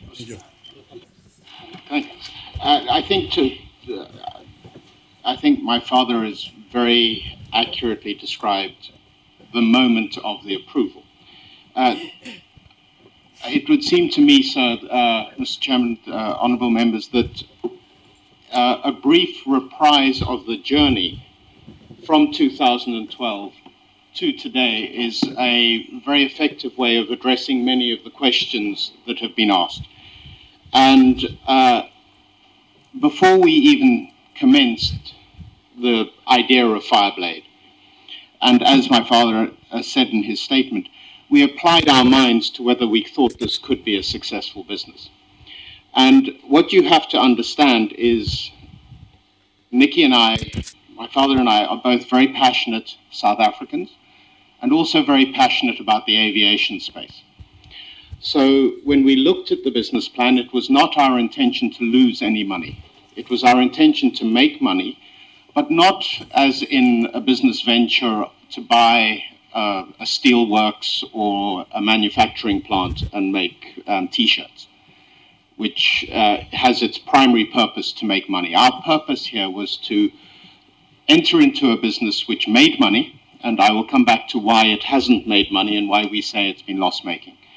And it also implies our thinking from the very beginning. But we entered into a process to make money and to provide, very importantly, a gateway into South Africa and a service for South Africa, because we really do believe that South Africa needs to be able to market itself and sell itself in a very spectacular way. And in another part of our lives, we have a conservancy, a nature conservancy, which is considered one of the best here in South Africa. And certainly when we spoke to the guests who visited that, the idea of a high-quality commercial gateway which addressed their needs was something that they seemed very attracted to. So there was purpose in this business. In 2012, we had, as a family, had a long relationship with Anglo-American, who had operated aircraft at OR Tambo for many years. And they were indicating that they intended to potentially close their businesses. So the home of our flying activities was going to go away. We thought that we could find new facilities, and we started that investigation. We spoke to all the stakeholders, including Naledi Pendle, who was Minister of Home Affairs at the time, and we discussed what we could have done. If this were exclusively for domestic use only, the design of the facilities would have been dramatically different. And during that process, starting in 2012 and running through to when we signed the lease agreement towards the end of 2013, so it was the better part of 12 to 15 months of discussions with various stakeholders, we talked about the need to have international movements, and we have also been very open in the business model of Fireblade is effectively a big petrol station. It might sound kind of crass, but the reality is the money that we make is from selling fuel. And the very sad thing is domestic flying doesn't use a lot of fuel. It uses smaller aeroplanes that need less fuel. International flying, bigger aeroplanes, more fuel. It's as simple as that. And so built into our business model from the very, very beginning was something like 30 to 50 international movements a month, escalating over time to a point where we could sell 1 million litres of fuel a month at Fireblade. As we sit today, Mr. Chairman, we're selling on average about 300,000 litres of fuel. So we have a shortfall of 700,000 litres, many of those liters were intended to come from international travel. We then put forward to ourselves, we have a process whereby we look at these activities, to your point, to make money. And we produced a business plan which showed that over the life of the plan, and the life of the plan, the lease agreement that we entered into with Denel was for 10 years with a renewable right to a further 10 years, so for 20 years. We looked at an investment of just under 150 million rand, and we thought that we would make, if we were lucky, 15 to 20 million rand a year out of Fireblade, the facilities. So we would recoup our capital over 7 years, and we would make money for the ensuing years. That was the business plan. So there was real intent for a commercial enterprise. There were many, many discussions through this entire process. We had engaged with, I can't remember how many ministries, stakeholders and the likes, and to the point about agreements being written, yes, in an ideal world it is possible to write detailed agreements, but the world is not a constant and static place. It constantly changes, ma'am, I'm afraid. And so we had a constant dialogue with the people we were working with. We commenced construction in December of 2013. We built the new terminal. Many of you have seen that during the course of the first half of 2014. And we opened what we called a soft opening in August of 2014, and we had our hard opening for domestic flights only, and that's the important thing, for domestic flights only, in September of 2014. In so much as I flew internationally at that time, I left from the normal, the commercial side of OR Tambo. If I flew down here to Cape Town, I would have left from Fireblade. And that is how all international movements were handled until 2018, when we got the approval to have international movements. So there was a very clear process. Can I jump back to 2013? When we approved the business plan and approved the expenditure of 150 million rand to build the terminal, we had every expectation, because every single conversation we'd had with government departments, that immigration, customs and immigration, would be forthcoming shortly after our opening. And we had anticipated a 3-month delay in that process. And for 3 months, we could afford to carry the losses of only operating domestically. I think a proof point of that is that the international facilities at Fireblade, in their own sterile area, were designed and signed off and approved by all the various government stakeholders who use them. I think that's important. They were signed off and approved during the course of 2013, so that when they were built built to their specifications. So there were officers that Port Health had signed off on. There were officers that Home Affairs had signed off on. There were officers of Revenue Services that had been signed off on. There had been officers for the police that had been signed off on.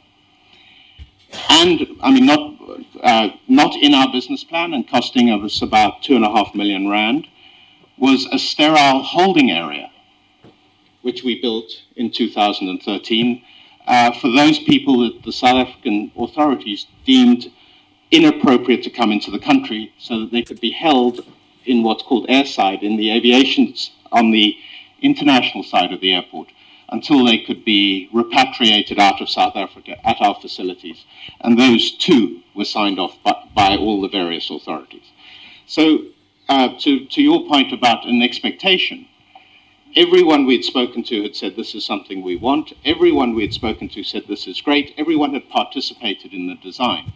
And so when we built the terminal in 2013, we really anticipated that we would open in 2014, we would run domestic operations, sort out all the niggles that would naturally happen when you start, and then international arrivals would occur sometime during 2014. And many times, and here Robbie was, Mr. Irons was really at the core of these conversations, we were promised next week, next month, 2 weeks from now, 3 weeks from now.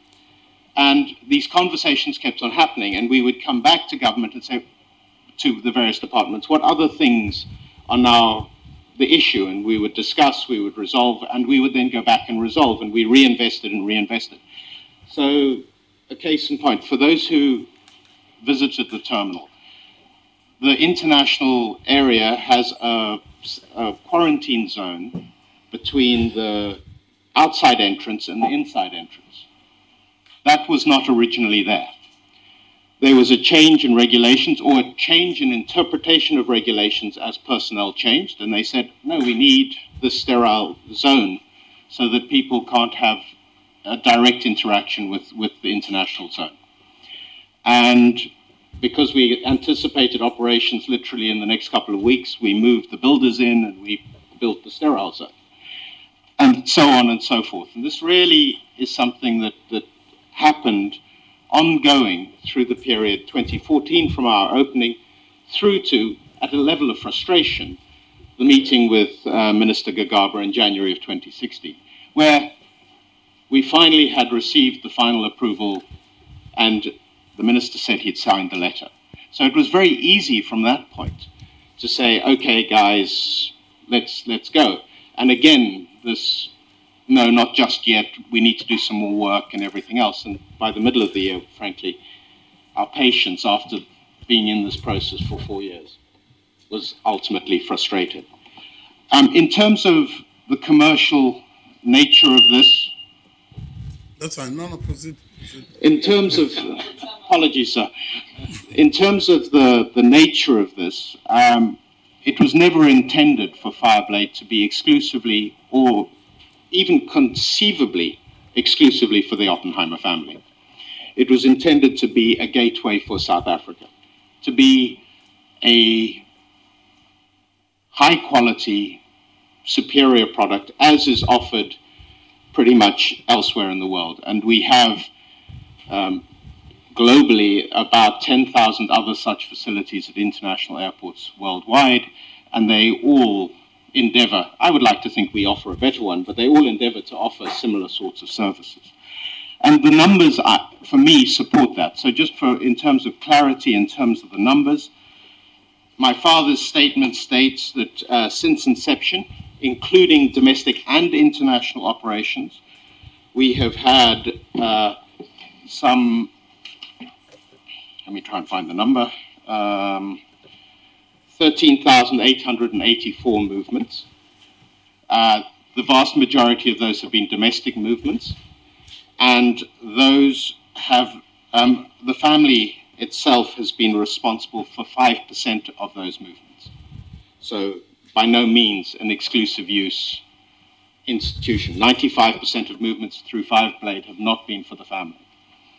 And then since we started international operations this year, we've had 691 movements, of which 6% have been family movements. So again, by no means exclusive use for the family. 94% of movements have been supporting tourism, business, non-state actors, state actors through the facility. And I think that really concludes that part. The one piece that I do think I need to mention is prior to Fireblade's inception, and it's not, aviation in this particular space is not a huge employer. We have endeavored to not only create a number of jobs, and at the moment Fireblade employs 52 people, many of whom we take the opportunity to extend training to, so not in the terminal space, but we have 2 young pilot candidates who are qualified as commercial pilots but are progressing towards becoming airline pilots who we support and fly for our organization. We continue to try and drive outreach programs using Fireblade as an opportunity to do business. We are trying to arrange a number of school trips to come and excite people about aviation. And as we are learning, and we just saw, for example, Comair withdrawing from the South African Airways technical agreement, there is a dearth of quality skills in our country. We're very lucky in that we've recruited and are able to retain, because they like the working environment, some exceptional engineering talent who look after our aeroplanes. And I would like to think that the reports that we get from our passengers passing through the facility, which rank it alongside the best in the world, is proof positive that the people who are providing that service enjoy their jobs, enjoy the work that they're doing, and really take enormous pride in both advertising South Africa and what it means to be part of the Oppenheimer family. So, Mr. Chairman, I think that addresses about 80% of the questions. There are a couple of more specific, smaller questions.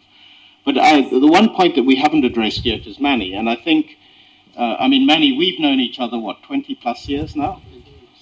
And you've been a business partner of ours in many ventures, and most particularly in this venture from prior to its inception.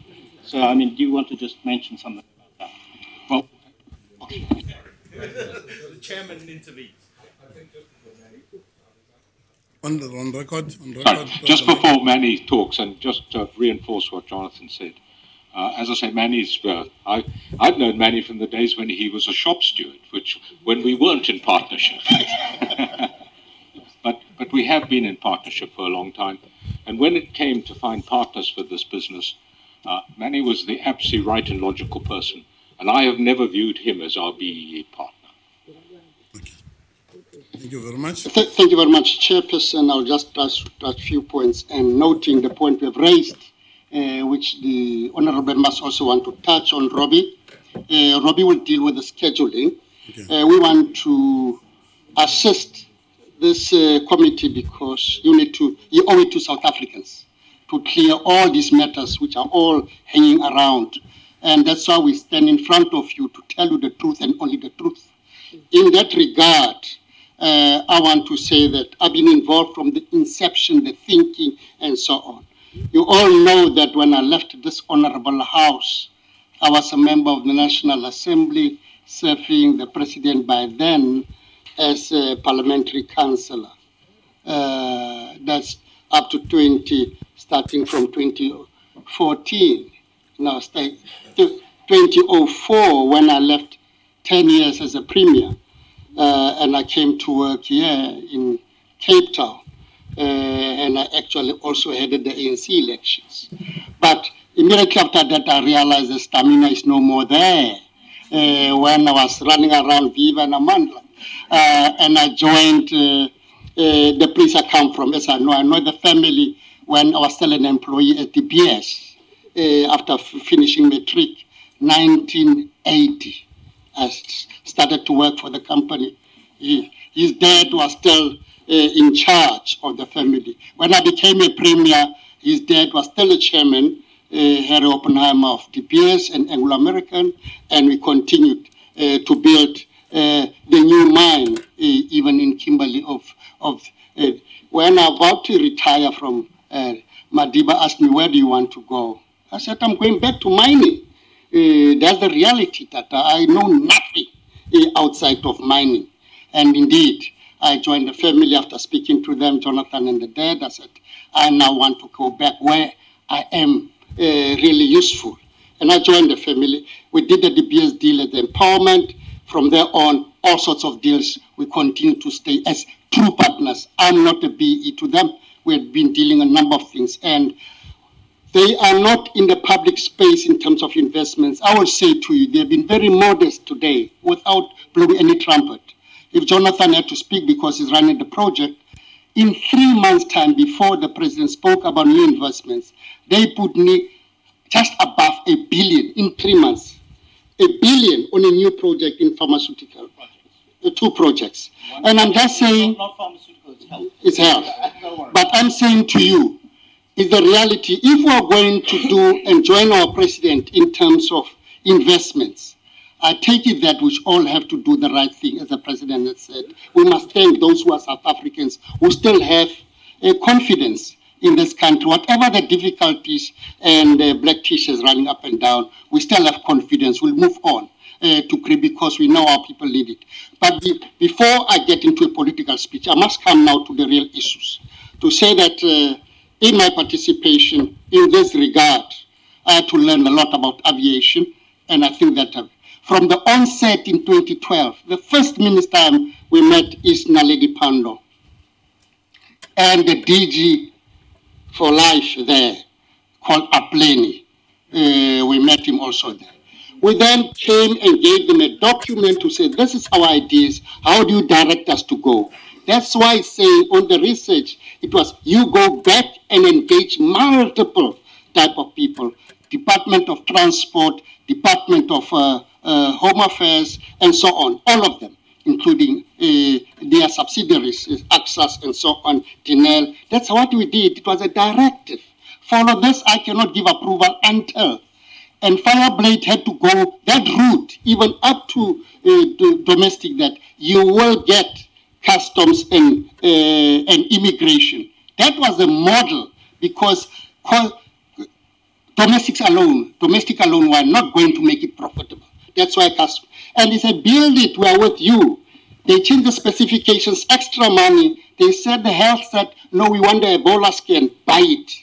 We had to buy it. The police said, we want a nice, comfy 5-star for the dog outside.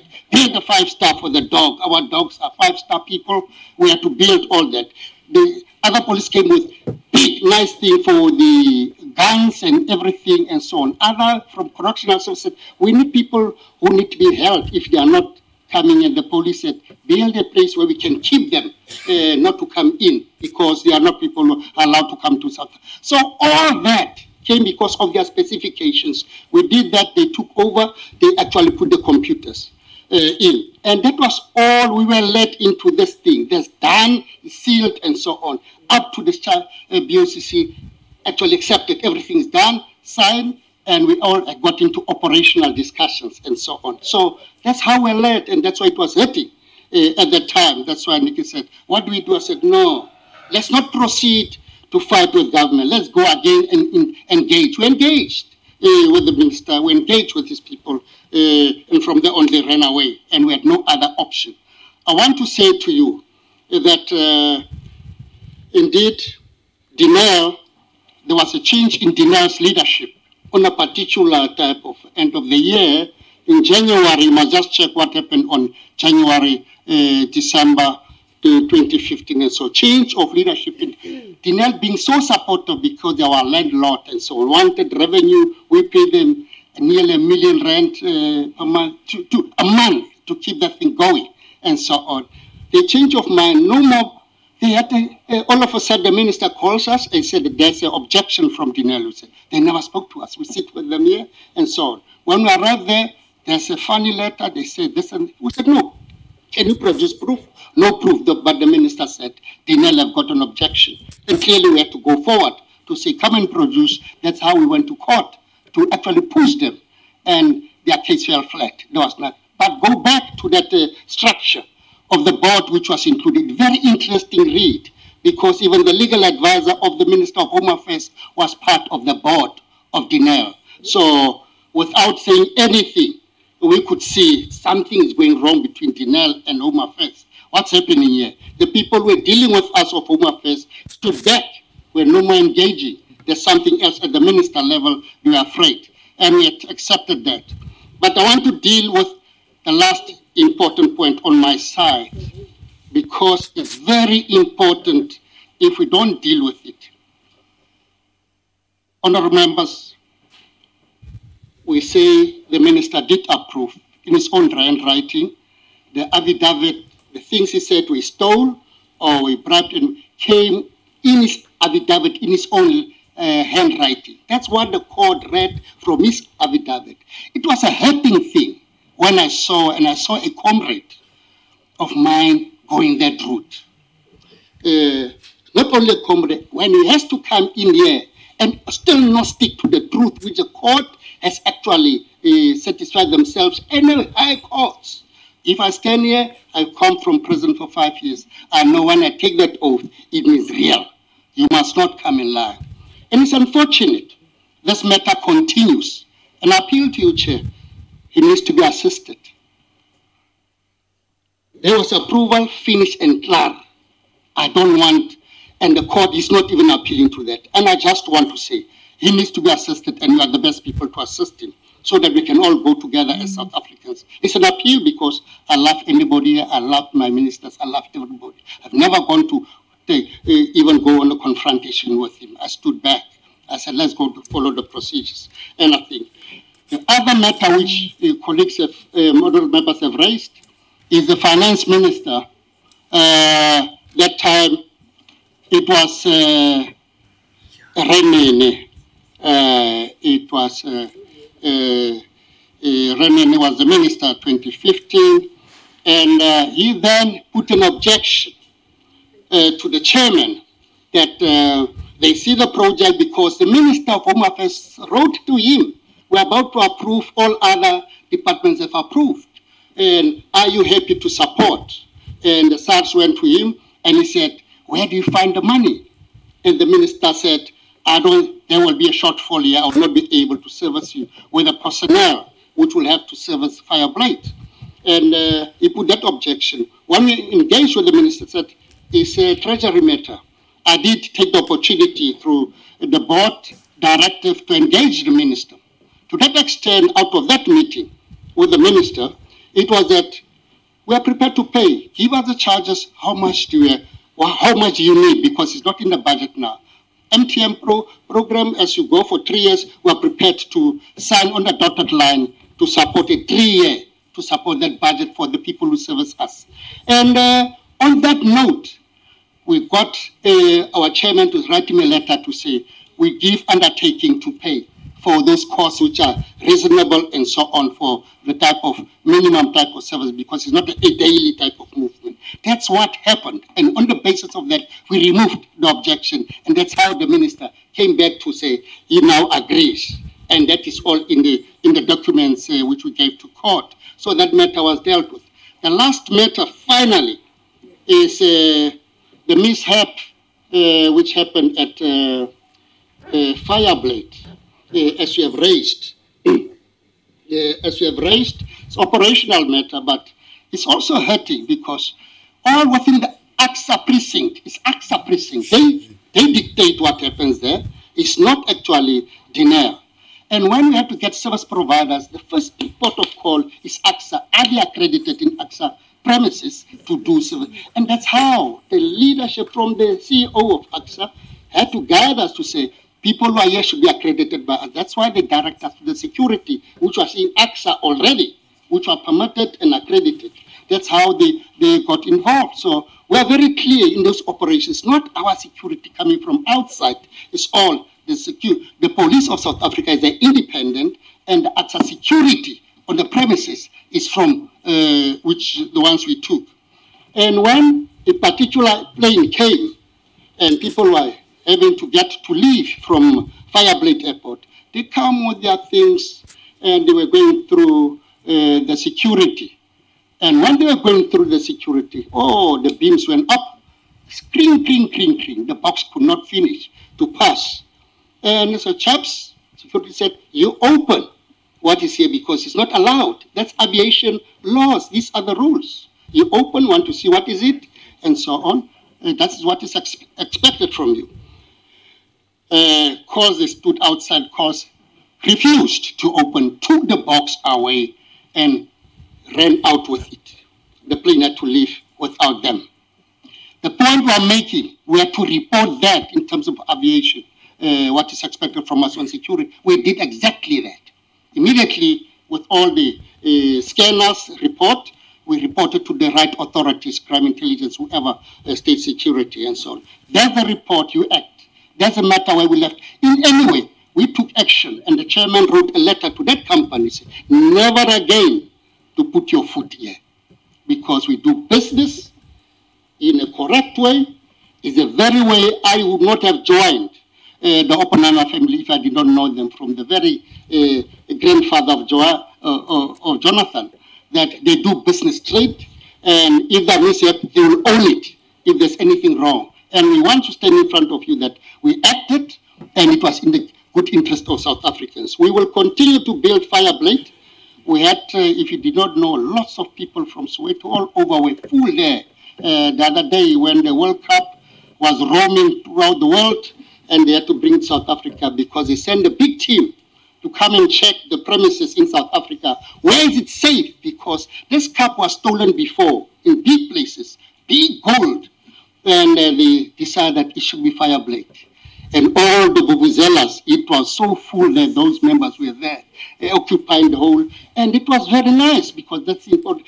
They could leave with that cup again from there straight to Russia, and that's why we could see wonderful soccer. Without that, it could have disappeared in the Ikululeni area. The people are very difficult here, but we support the business part of it.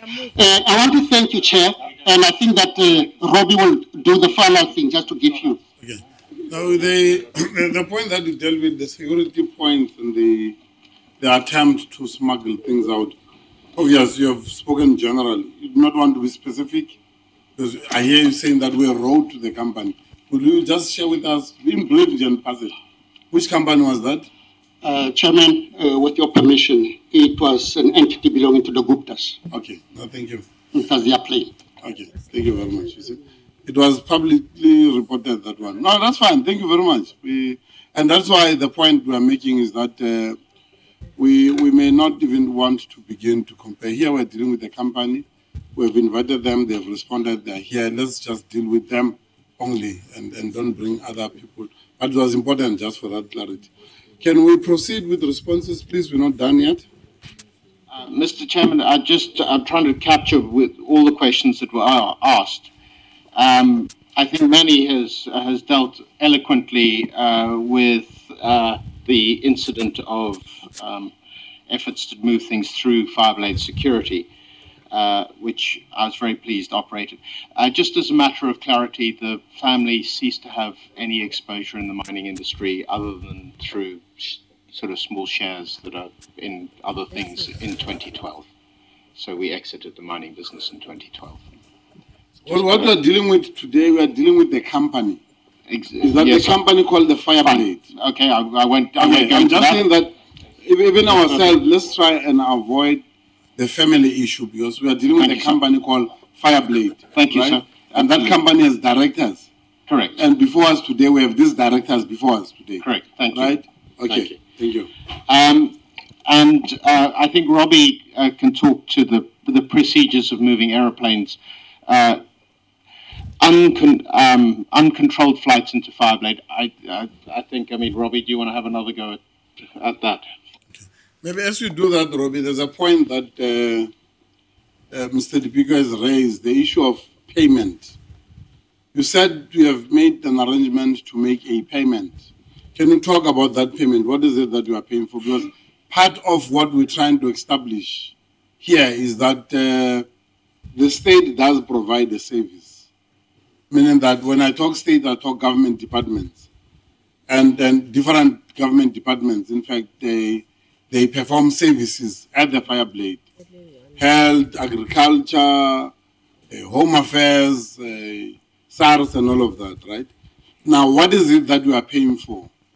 Maybe you want to talk to us about that arrangement for making payment for 3 years. And then what is going to happen after 3 years? Is it covered in the agreement that after 3 years, this is what will then happen? But in principle, I think we have noted that there are other service providers of your nature who are more privately, like your Lanceria and your Kruger, whom we don't know if they are paying any service currently to the state, and they are provided by the state, by the way, the state does provide services to them of immigration and many other, because they deal with international movement of people. So it's a point that I said earlier, we'll note it. Moving forward, we'll want to get clarity around that.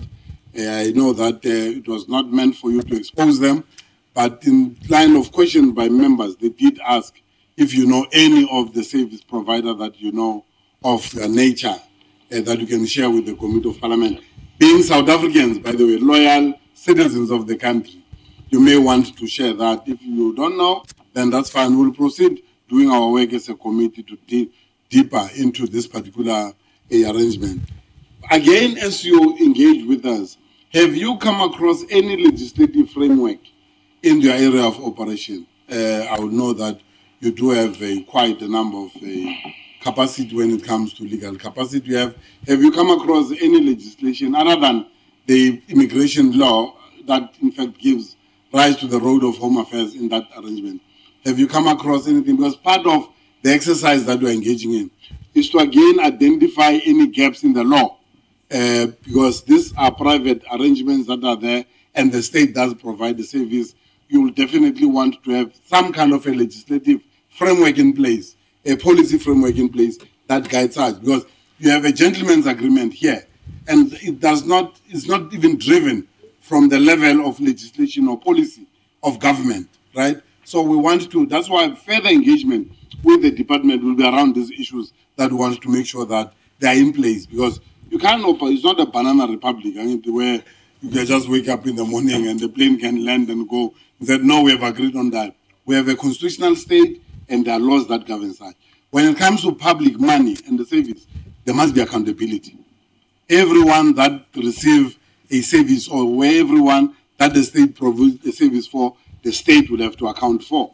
Those immigration officers that goes and provide a service there must be accountability. If it happens that one of them died on the way, or when is there is shot at, or whatever that happened, the state takes the responsibility, right?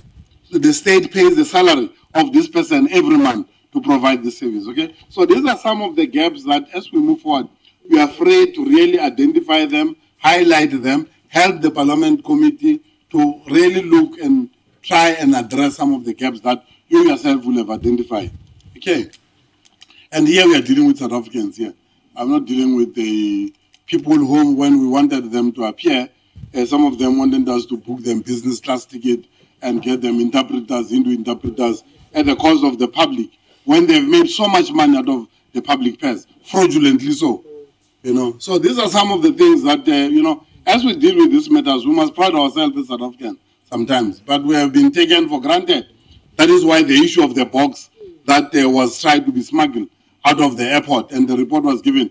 Parliament will have a particular interest to want to know what happened to that investigation, if there was any. And we have noted at that point, we want to get those who are responsible to give us a report on such matters. Okay, you can proceed. Thank you, Mr. Chairman. In terms of, you've somewhat distracted me. Oh, and the chair is the right. The chair is the right to do that. It's up to you to compose yourself and come back again. Another question that was asked was, do we have interest in any other aviation businesses in South Africa? And the answer to that is no. Fireblade is two parts. Fireblade, in the first part, is the terminal business, which you saw the facilities themselves. We also have an aviation business, which is available for third-party charter. So it supports anyone who would like to charter it directly or indirectly. So we don't have any further interest. In terms of these privately owned entities, so I think you're right, we entered into a 3-year agreement to provide reasonable services, and with the Department of Home Affairs being the umbrella and coordinating body of these, we look to them to indicate a number that we should pay, and we pay a monthly fee to them at this stage. Which is 117,000 Rand a month, sir. And that is in line with the agreement that we entered into to effectively provide budgetary support for the 3 years while these issues were worked through. Is that agreement separate from the one that, is this a separate agreement? It's or is still the same agreement that is not signed? Chair, if I may interject here. That's right. The MOU, which has been developed by the DG of Home Affairs and his new appointed BMA structure, were correct. So if I can just take a step back, the BCOCC used to be the Border Coordinating Committee that regulated all border movements within South Africa. Whether it be land, sea, or air, they would have total oversight of operationally every port within the country. The BCOCC, as I understand it, has subsequently been done away with and now replaced by, or soon to be replaced by, the BMA, which is controlled by the Ministry of Home Affairs. Yeah, no, that process, we know it. Sure. The process has been with Parliament and is still with Parliament, is not yet finalized. So in the absence of the new regime that we envisage, the BSOCC still stands. I'll take it because the amendment that came in, the immigration amendment, the new bill that came in fact, they're still not yet even, it's still in the second house of parliament. It's not yet even adopted by the NCOP. So we still have to sit with whatever arrangement that is there for now, which the department, in line of failure to adopt the new amendment, the new regime, it means that there must be clear clarity on who's in charge there, right? But that's our business, obviously. Sure. But it becomes a business too, because at the level of the port of entry, we expect that coordinating. Hence, we're listing the number of departments that are involved with you there. But what was interesting for us is to understand the level of the people that serve in the BSOCC. You may find that just an ordinary manager at the airport there having to take decisions that impact nationally, right? Right. And the point we're making again is that the Minister of Home Affairs is involved in the process. Other ministers, what is their role, right? That's what this committee is going to have to probe further. Okay, you can proceed. Thank you, Chair. If I can just highlight some very key points before going into the operational side. To date, we have had to comply with legislation when dealing with each of the state entities.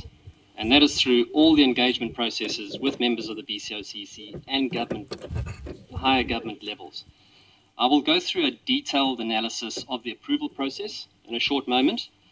However, in terms of, in an attempt to answer your question, in terms of the starting to operate the facility, we met each of the requirements of the BCOCC operationally.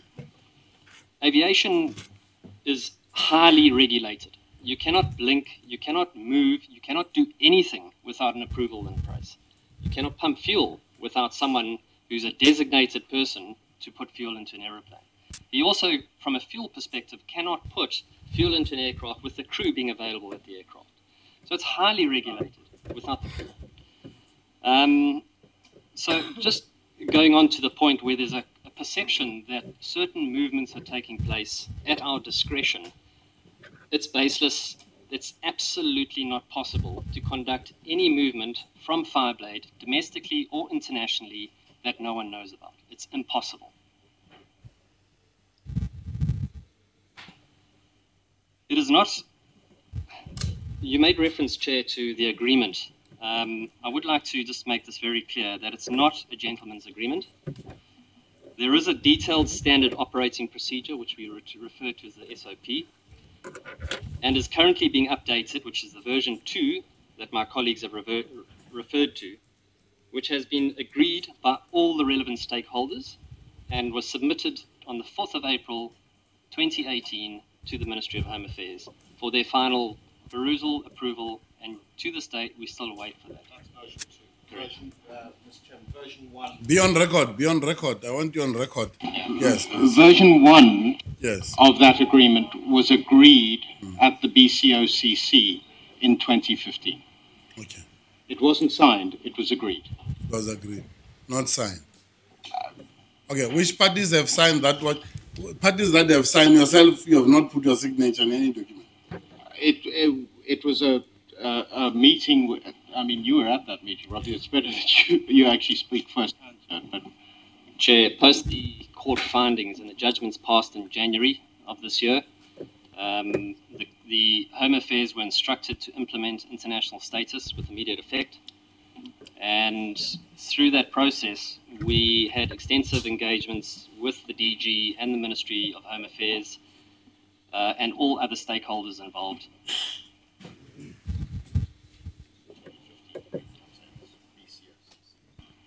Okay. Yeah. No, that's fine. Let's proceed. That's fine. Please feel free to speak because I've allowed 4 of you to speak. I don't have a problem as long as it's going to be on record. As long as you can press the mic and be on record, I'll be happy. Because we want to get every single legal thing that you want to share. You are free to talk to us. Mr. Chairman, in 2015, during this journey while we were waiting for international movements, as part of the agreements, as I described to you, this constant, we're getting it tomorrow, the BCOCC, of which we had status as an observer, discussed the standard operating procedures of Fireblade and agreed them with all the actors. there was no document to sign. It was the agreement of the BCOCC. Okay. That agreement was subsequently updated after the court judgments, and that is the version 2, which is now with Home Affairs as of the 4th of April this year. That's fine. So currently in your engagement with Home Affairs, who is the person that you are engaging with Home Affairs? Who's the liaison person of Home Affairs that you talk to? Chair, we were liaising directly with DG Apleni at the time. Yeah. And also a lady by the name of Rika Anka, who heads up Ports Authority. Okay. And Jackie McKay is another one that was involved in all the discussions. It's quite a big delegation. SARS were involved. Every applicable entity. No, that's fine. I wanted specifically to get Home Affairs as the coordinating department. I wanted to know who is in charge there, the person that you are liaising with all of these processes. From January to today, when was the court judgment delivered? Was it January? Chair, it was January. January. Today it's, is it October now? It's almost November now. Yeah. January to November, today there's no signed document. And I'm not putting a blame on you, those who are responsible to sign the document, right? Let's proceed then with the operational matters that we did receive a brief, by the way, right? With when the plane lands, what happened, at what point do you notify the relevant departments, 24 hours. And I just want you to capture it for us for record purposes, right? We did receive that information at the level of your people that we met at the airport. For now, what is important is just to get you on record on such operations. Well, there's no paper that we have here, right? We rely on what you are going to be telling us under oath to be the truth, nothing else but the truth, okay? So we have done that exercise. For now, let's get that. We will have to, moving forward, we'll have to look at the way forward with the committee. We'll deal with that with the committee. Let's proceed with those operational issues quickly. Chair, thank you. If I may take this opportunity to talk you through the list of approvals, which are all documented, and copies will be made available to the committee. Next time when you come to Parliament, you must come prepared next time. I know and I accept the statement that you have made. We are very detailed. We want, when we say bring the documents, we want documents, right? Okay? That's what must happen next time. So that you don't treat you like it's a preferential treatment again that we get from Parliament that we can't even call for documents. When everybody that appears here submit documents, okay? There's no preferential treatment here. So we're going to agree on the date, the time that we're going to expect a list of documents that we're going to ask you. So we'll outline those documents as we close the meeting later, okay? And those documents will have to be delivered in time.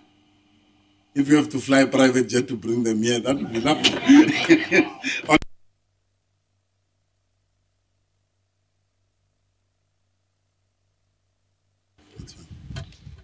In terms of the approvals granted, I'm going to go through all of them in detail.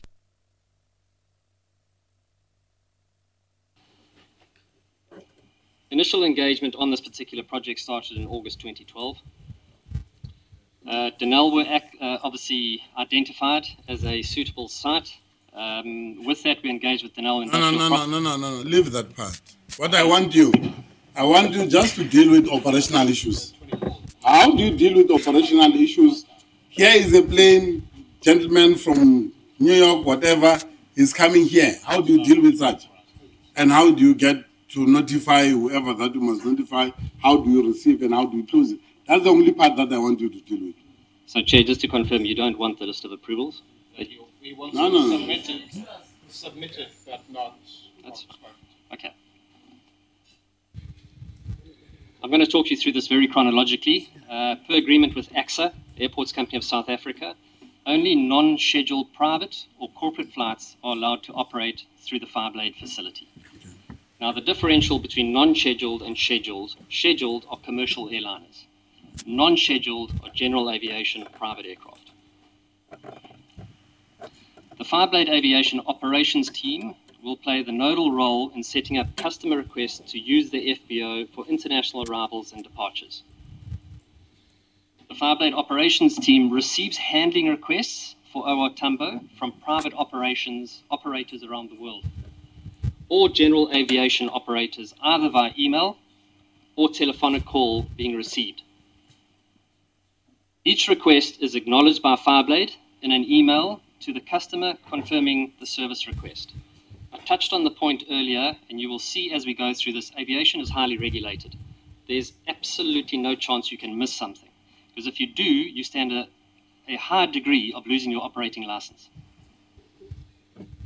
Typically, customers wanting services for international arriving and departing visiting flights to OR Tambo International Airport, the Fireblade terminal, would need to provide the same information required by all role players in the BMA/BCOCC to enable Fireblade to apply for the mandated.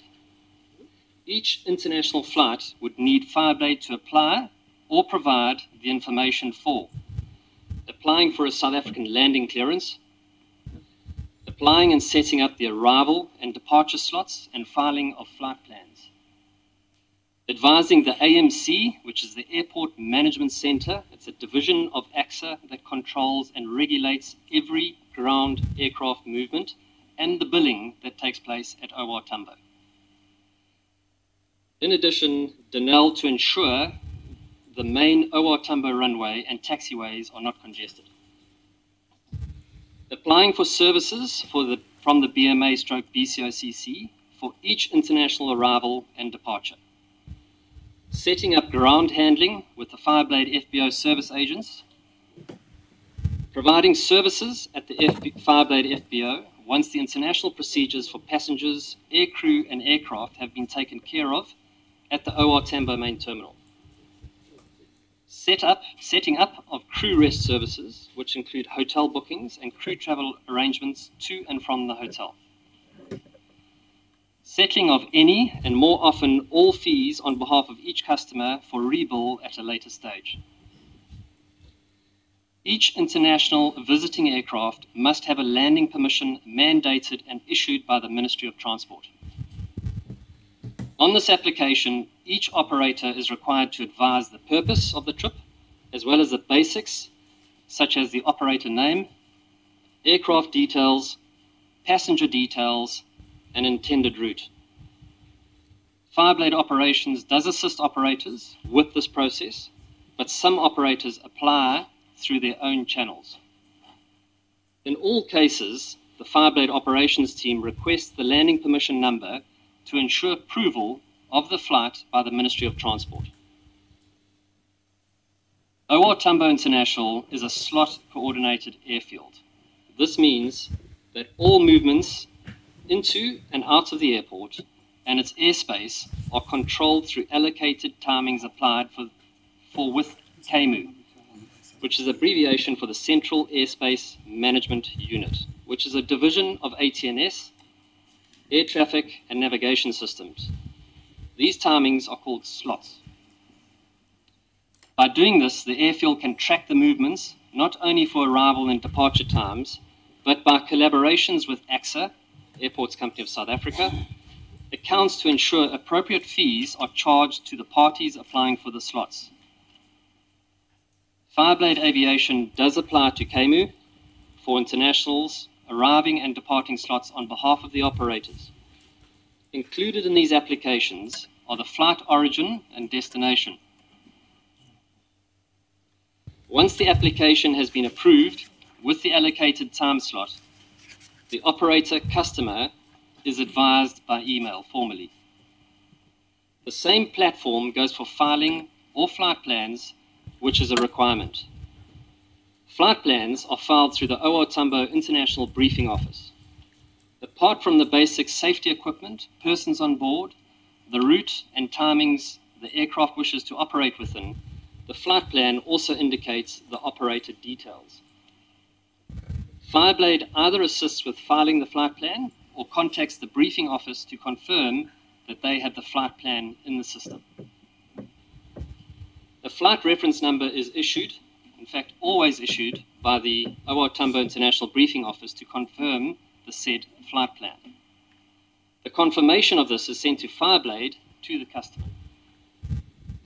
The AMC and Denel operations team are advised of each intended movement to ensure traffic flow is managed accordingly.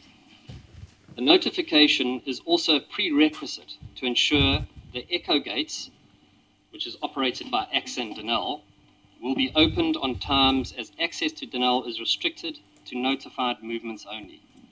Bearing in mind the echo gates are two independently controlled gates. One is controlled by Denel and one is controlled by AXA operations. The AMC and Denel operations teams are advised of each intended movement to ensure traffic flow is managed appropriately. The notification is also a prerequisite, which I've just touched on, forgive me. The process below outline the procedures to be followed. Fireblade operations must, as a prerequisite, give the BMA/BCOCC, role players, and operational decision makers 24 hours notice of each international arrival or departure, unless approval has been obtained for an ad hoc short notice flight in advance.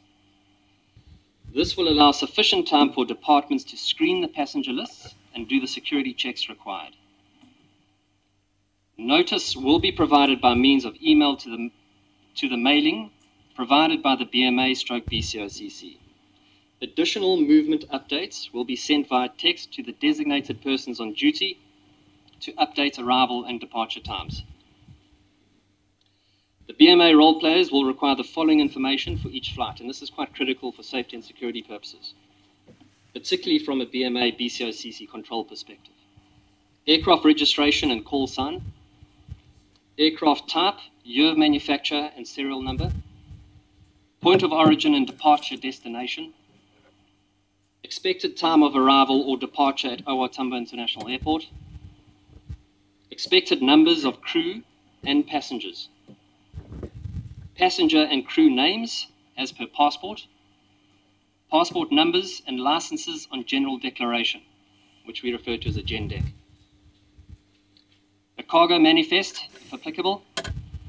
Applicable health questionnaires as per Department of Health requirements. So should an aircraft be coming in from any particular territory that's a high risk zone in Africa or any other parts of the world, it has to be decontaminated and sprayed accordingly.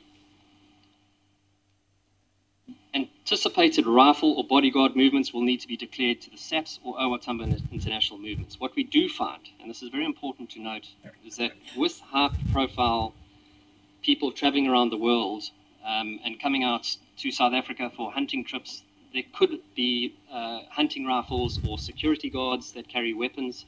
SAPS and State Security Agency need to be notified in advance.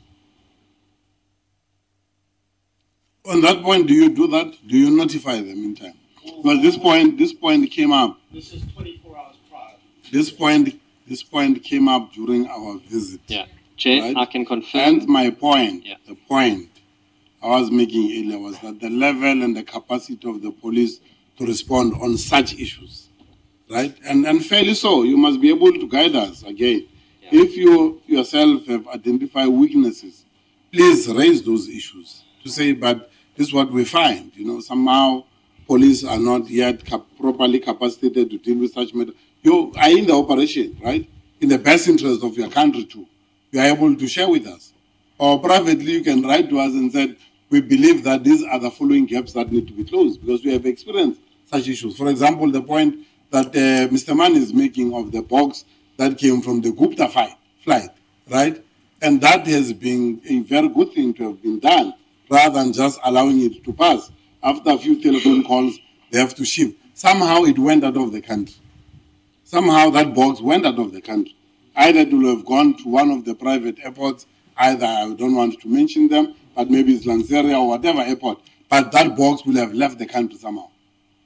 Okay, so these are things that we have a particular interest as the Committee of Parliament, you know, to share with us as we prepare. Moving forward, maybe we'll need some legislation in place and to reinforce current legislation that is in place, right? So that's an engagement that we're engaging with you. Engaging with you as true South Africans, by the way, but business people at the same time. We want to encourage you to invest more money, in fact, so that we create more jobs for our people at the same time, okay? But things that we have to be accountable for, you're going to account and clearly in Parliament and without fear or favor, okay? So thank you very much on that list. No, I'm not losing the meeting. No, no. No. I always motivate the engagement so that people who are before the committee must feel free to engage with us. Okay, let's proceed, and then we're still going to take the, how much time do we have? We're still going to take the last round. I think we'll allow just 1 or 2 comments from members as we begin the process of wrapping up. Okay? Thank you, Chair. If I may just continue to elaborate further on how the movements are processed. Only once the BMA stroke role players have approved the pre-clearance information will the flight be given permission to use the Fireblade FBO terminal. Fireblade will provide transport to the BMA stroke BCOCC role players as agreed in the SOP and collect them from the OR Tambo main terminal landside to Fireblade FBO and return them to the main terminal post the flight.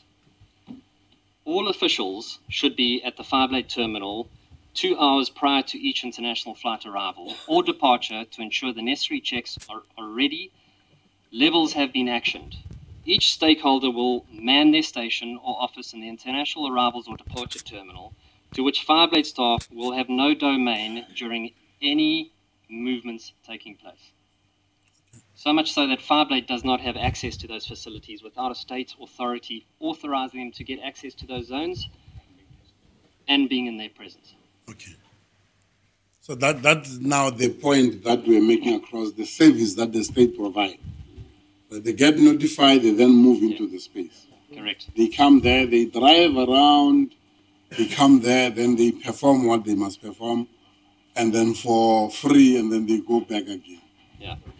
And in addition to that, Chair, if I can just comment, at all times, whilst the sterile zone is unmanned, no Fireblade personnel member will have access to that zone. Okay. For security reasons. Okay. Okay, no, thank you. Let me give Mam Kalipi, Honorable was saying.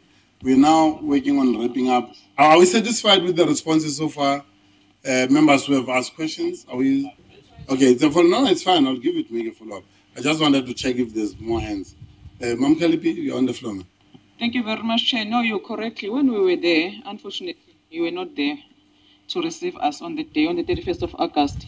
But we were with the department, the acting DG, and we raised this this concern of coordination of operations. We were not happy as a committee.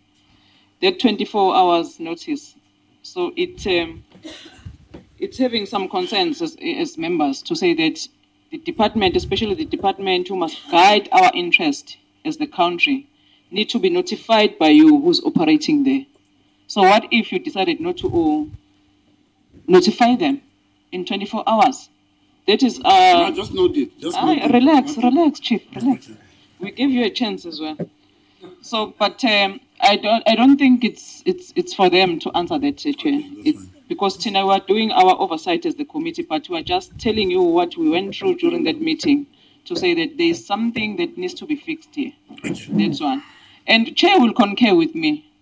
All along, the Portfolio Committee of Home Affairs have been told that the Fireblade is within OR Tambo. We thought it's inside OR Tambo. Up until that day when we learned that no, it's not even in OR Tambo. It's like 20 to 30 minutes away from OR Tambo. Okay, no, relax. I'm going to call Mkletama to come back to you. But that is not your fault again. No. You're not used to it because you fly there. Yeah. We drive from the airport. We drive on the other side of Captain Park to reach the Fireblade. Okay, so we took 30 minutes to get there. As people who are supposed to do the oversight, and we were shocked to learn that no, we're not going inside OR Tambo. Yeah. That is our main concern as well. But we'll address that with the department as well because that's where the buck stops. I was listening to you, all of you, when you were responding to our question. And then what I pick it up is that now you have a faith in a new president. After that announcement on investment that he said, I think it has been a week or so. And then you even commented that you are committing yourself in 2 projects. My question then, have you met the new president? Have you discussed the new president regarding this project where the minister have changed the heart? That's one. The second question is that, have you met with the new current Minister of Finance as former premier of Northern Cape said that it was Minister Nhlanhla who was the finance minister when all these projects were trying to put together. So now there's a new minister. So those arrangements with the chair called gentleman agreement. So have you also appraised him with the new development regarding this project? So now I just want to get, because I wanted to, on my first question, I thought you were going to respond to say, because I was listening to Jonathan trying to justify why you want to push ahead with a non-profit project. And then you even said to you are losing. You were estimating that you are going to make money, but so far we are losing. So why are you pushing with this thing while you are losing? That is the main question. So maybe you must convince us. You intended to make profit, but the project went wrong. But you still want to go ahead with the project. And then I ask you a question that in some part of the world, we do have such facilities, especially in mining and in farms, whereby other things are happening that are not supposed to be happening. So the question to you, Mr. Nick, is any of your companies in South Africa involved in aggressive tax avoidance or in profit shifting? Please answer very, very honestly, because we need to know exactly what are we dealing with. We not forget that we must stick to the Fireblade too, but members have a right again to raise some of the concerns. As long as we are able to respond to them, that will be okay. But members too, again, let's stick to the Fireblade arrangement. And then the Fireblade, Jonathan, you told us that so far we have 52 staff members. Can you also just break it down in terms of demographics and gender in order to be with you, to know what is happening? Are we getting there as a country, since there's an unemployment rate in South Africa? Thank you, Chair. Okay. Maybe you may want to send out, if you are not able to give the last one, you may want to send out just a breakdown of the staff complement in your area of operation. Chairman, can I just deal with no. Because it'll take a second. Okay, that's fine. Let me give you, but Wasen will come after. Mam Damuza will close it. Mam Damuza will be there. Okay, no. I'm now going to be giving members, each I'm going to give you 2 minutes just to finalize the wrap-up questions, okay? Because we need to close at some point. I think we got the point that we wanted. I think we managed to break through and get what we wanted out of this engagement. But nonetheless, I'm not closing the meeting now. Colleagues still have questions. You want to respond, Mr. Nick? You want to respond? Yep. Thank you, Chairman. No, tax avoidance, no. Okay. Okay, no, that's fine. And just to say, too, that while I have met President Ramaphosa in the past, before he became president, I should think I met him last 2 years ago, I would think. And Minister Mboweni, I haven't shaken hands with for many years. Please note that we are even meeting the Committee of Parliament. Please, we are very important people too. Please, we are meeting the Committee of Parliament too. Okay. On the first question, what happens if no 24-hour notice is given? The aircraft will not enter South African airspace, or will not taxi out from Fireblade. Can't be done. Okay. All right, Osen? I just want to probe this thing about this elusive box that you referred to. No, please, yes, you're right. Let's proceed. Something just doesn't make sense to me. If I attempt to try to take any box of whatever nature through OR Tambo International Airport, somebody will have to come and bail me out. But from what I understand, what you've said is that there was an attempt to take some box. Nobody knows what was in the box. And was there an attempt to bring it into the country or take it out of the country? And so they were prevented from doing so, but then they take the box and put it back in the car and disappear. Now, therein lies my concern. Now, how is it that that there was no form of security or police who decided to ask, open this box and tell us what's in there? And you just allow people to just simply walk away, whether it's the Gupta family or whoever. But there was no further probe of it, and it just ended there. That surely can't be right. That is why the point Honorable was saying is the capacity of the police that meant that particular course of entry, right? And I think in your scanner report, it will detail what was the content of the box. It does not tell you. If it flags you, it tells you something. There are two things that it will tell you. It will tell you either it's diamonds or it's drugs. It does not tell you, or it's money. Yes, please. Mr. Chairman, firstly, this was before we had international status, so we had no international movements. Okay. Secondly, our rights as a private company were to not allow the transition from groundside to airside as per our agreement with AXA in terms of providing airside security. At no point were we able to look inside the suitcase, and as a consequence, the owners of the suitcase agreed, somewhat reluctantly initially, to take the suitcase and take it off the premises. We had no right to take it. We have no authority in terms of the security we provide other than to prevent goods moving from groundside to airside. Okay. Just to say, allow them to speak. I have noted you. Just note it. Yeah, let's hear more. Chair, I'm concerned that we lose the thread of. No. I want you to hold on. Let them speak on this thing because you've raised a point. Allow them to speak on it. You will come back. Sure. Sorry, just to stress, as Jonathan said, this was pre-international movements through Fireblade. So there were no police on site. This was only a terminal used for domestic flights. And as Jonathan said, our sole right was to prevent goods moving from landside to airside. And when they refused to open the suitcase, and as you rightly say, we don't know what was in it, it was just something that raised the suspicion of the X-ray operator, all we could do was say, we're not prepared to allow this particular piece of luggage to go from landside to airside. In a similar circumstances today, with international movements taking place and police on site, the situation would be very different. Who is they that you refer to? May I just ask? Sorry? You say they took it back. Who's the they? I mean, who's the person who attempted to take the suitcase through the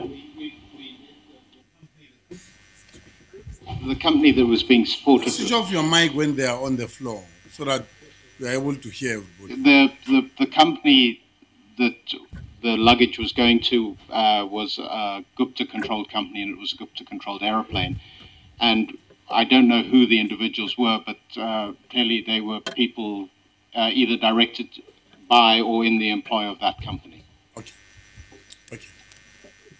And then the matter was then reported to you reported the matter where? To the police or to who? As required by law. What then happened?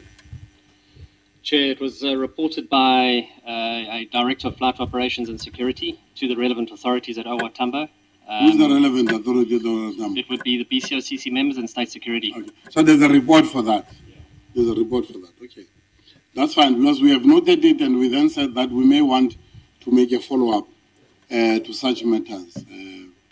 It does concern us, especially being the Portfolio Committee of Home Affairs in charge of ports of entry, right? The BCOCC is under the command and control of Home Affairs generally. So if such things happen and Home Affairs is unable to deal with such matters and follow up and investigate and arrest those criminals who are trying to smuggle whatever that they were trying to smuggle out of the country. So on that note, Mamu Gomo, you'll close now. You'll close, Mamu. What you call it? Dambuza. You'll close. Mamu Gumed. Mamu Gomo. Hey, yeah, it's now. I know that you're from Soweto, so you like the space called the Oppenheimer in Soweto. Oh yes, I do. Okay, proceed. Like I stated, Chairperson, I know them very well. Chairperson, the first issue which I would like to ask about, it would be the issue of benchmarking. Because I think I heard Jonathan when we were talking and we were saying, this Fireblade is one of the best things, we've got so many in the world and all that. If you were to benchmark, say out of 10 of the best, where are we? Secondly, Chairperson, I'm not sure if that question was answered when I had gone out. It's the question of community involvement. Remember, I asked about that. And I said that, some of us have been under cupboards and under chairs and under everything. And what happened here earlier could be a manifestation of not involving the community in these ventures. And like I said, I know a lot of your projects and how communities were involved, but with this one, it seems as if you were just talking to Department of Home Affairs, Department of Transport, Department of whatever, but the communities, how are they also involved in that? Thank you. Tell the community that they were starting a business now, Fireblade community camp. But that's the point. The point obvious is that, when you are in that particular space, having these experiences, you want to really communicate open of the business that you do. That's why the point I was making earlier was that maybe your communication and media unit will have jacked up somehow again. Just to communicate proper, to say, this thing has been in the rounds for quite some time, and the impression is now given that there's some fraudulent things that have happened there, and you're supposed to be responding. Having you, Mr. Manny, who knows public perception generally, you'll have made sure that, you're able to take the community and South Africans in general, and the international people that use your facility must be clear and happy that this thing is not under any scrutiny and all of that. It does, in fact, speaks to business values and really creates good opportunities for you to get more aircraft landing here. This is what we want to see moving forward, generally. Okay, Mamu, you'll speak as a comment at the end as we close. Mamu Dambuza? No, Chair. That is the last point now that we're getting into. I think my question has been responded to, the first one of security. But in terms of a user fee principle for other departments, because I know that they do pay fees for the use of the Department of Home Affairs staff members. But in terms of the other department, and I wanted the clarity from what the agreement. Yes. In that medium term. Yes. I wanted to know, does it relate to all the personnel, government personnel that are being operating there for Fireblade, or it was just specifically for Home Affairs? Thank you. Maybe as you do that, this will have to be reflected somehow in some agreement that we've entered on the payment of the 117,000, meaning that someone will have made a calculation of the service that is being provided will worth so much from government point of view. That's why you are expected to pay 170, is that per month? 117,000 per month. Now, I don't want to dwell much about the issue of your lease, because your lease is not with Home Affairs generally, it's with AXA and Daniel there. I don't want to deal with that. Maybe the interesting part will be around the issue of Home Affairs and this 117,000 agreed upon, calculated, and where do you pay that money? Do we pay it in the account of the department? You pay it in the account of the Department of Home Affairs, or you pay it at the Department of Treasury? Where do you pay this 117,000? In that agreement, it had to be reflected that this is what you have agreed upon. Now, with the infrastructure that you have put there, what then happened after the lease ends? Is there an arrangement that or in the agreement? So I'm avoiding really for us to get into the detail of that. As long as we can get a copy, we ourselves will go through that what's called agreement that we have. But for me, there will be a number of questions of yours. You have put up infrastructure, we have built this, we have put a gym there. There's no swimming pool, eh? There's no swimming pool, but you have put up a gym there, you have put up a holding facility, which is 5-star for those that are not permitted to come into the country, whatever, even if the flight is delayed, some mini hotel there, on top there. All of those things are the infrastructure that you have put with 150 million investment that you have put into that thing. After 10 years, what then happened to those things? You may at the end wants to talk to us. But in passing, obvious, because this, for me, there's further engagement that is still required with the department now, and departments, by the way, that are involved in providing that service.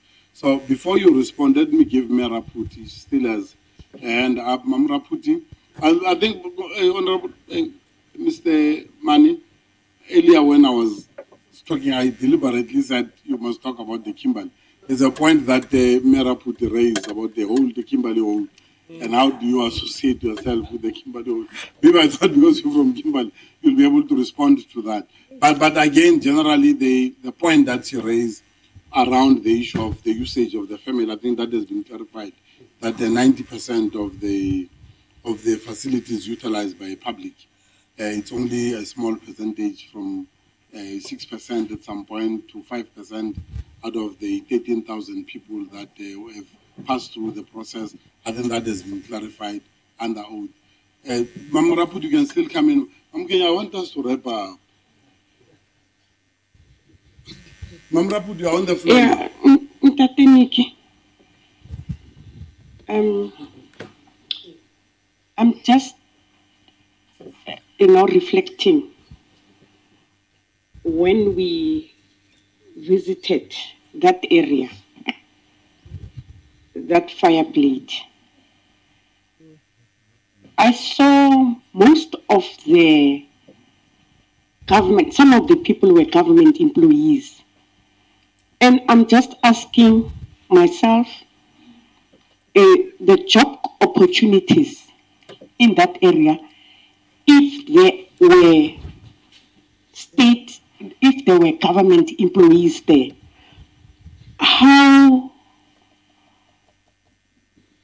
are you envisaging creating job opportunities for youth in that Fireblade? Because I saw government employees being the one that are servicing you. And it's still a big question whether the chairperson, whether the ruling from the court, but it favored you. But I'm still saying that, is it fair? And Tate Manny, you were a shop steward. And that hole in Kimberley, a tourist attraction that was created by our Nicky and Tate Jonathan. An environmental impact issue. What do you say? I don't think that is an environmental attraction. Because this is the chance of the Oppenheimers. Because we are not saving. Normally I avoid. Yeah, but I just wanted to check about that. No. Normally, I allow every member to raise any question. No, it was not answered. No, it was not answered. No, I'm chairing this meeting now. I always allow members to raise, and I don't even interfere when members ask questions. And members must be relevant to the issues that we're dealing with. On a serious note, the issue of disaster of the Kimberley hole to be answered today in this meeting with dealing with Fireblade does not arise. I mean, please, let's just give the parliament status that it deserves and engage with people according to what we wanted them to respond on and all of that. And I think the whip of the party too, when we deal with such matters, please let's guide each other and help one another so that we're not able, we don't end up being, as if we don't know what is it that we want to achieve out of this engagement here. On that note, I want to suppress. It will be answered. No. No, you said that it will be answered, and there's nothing wrong with that. Okay, when we'll talk about the Kimberley hole, then I'll allow you to talk about the Kimberley hole. I will come on Dambuza. Chair, I want to respect you. I want to respect my honorable member there. I come with her for a long time. But I think that the agenda guides us, all of us. I've been a chair of this organization for many years in the Northern Cape, chair of that province for 14 years. I want to assist. If you want to speak about all other matters, even in the Northern Cape, I'm available. Not in this type of, because here the agenda is Fireblade per se. Very important matters we're dealing with. About the big hole and what has happened to the diamonds and so on, I'm ready and availing myself to Mama to talk to. If she wants to call me in another meeting or another committee, I'll be doing that. But thank you very much, Mama. I'm available to do that to you. Thanks. Mamu Kenya, I want Mamu Tambuza to close this thing, but let me give you good. Okay, Mamu, okay? Yes, Mama. That's the last question. Ah.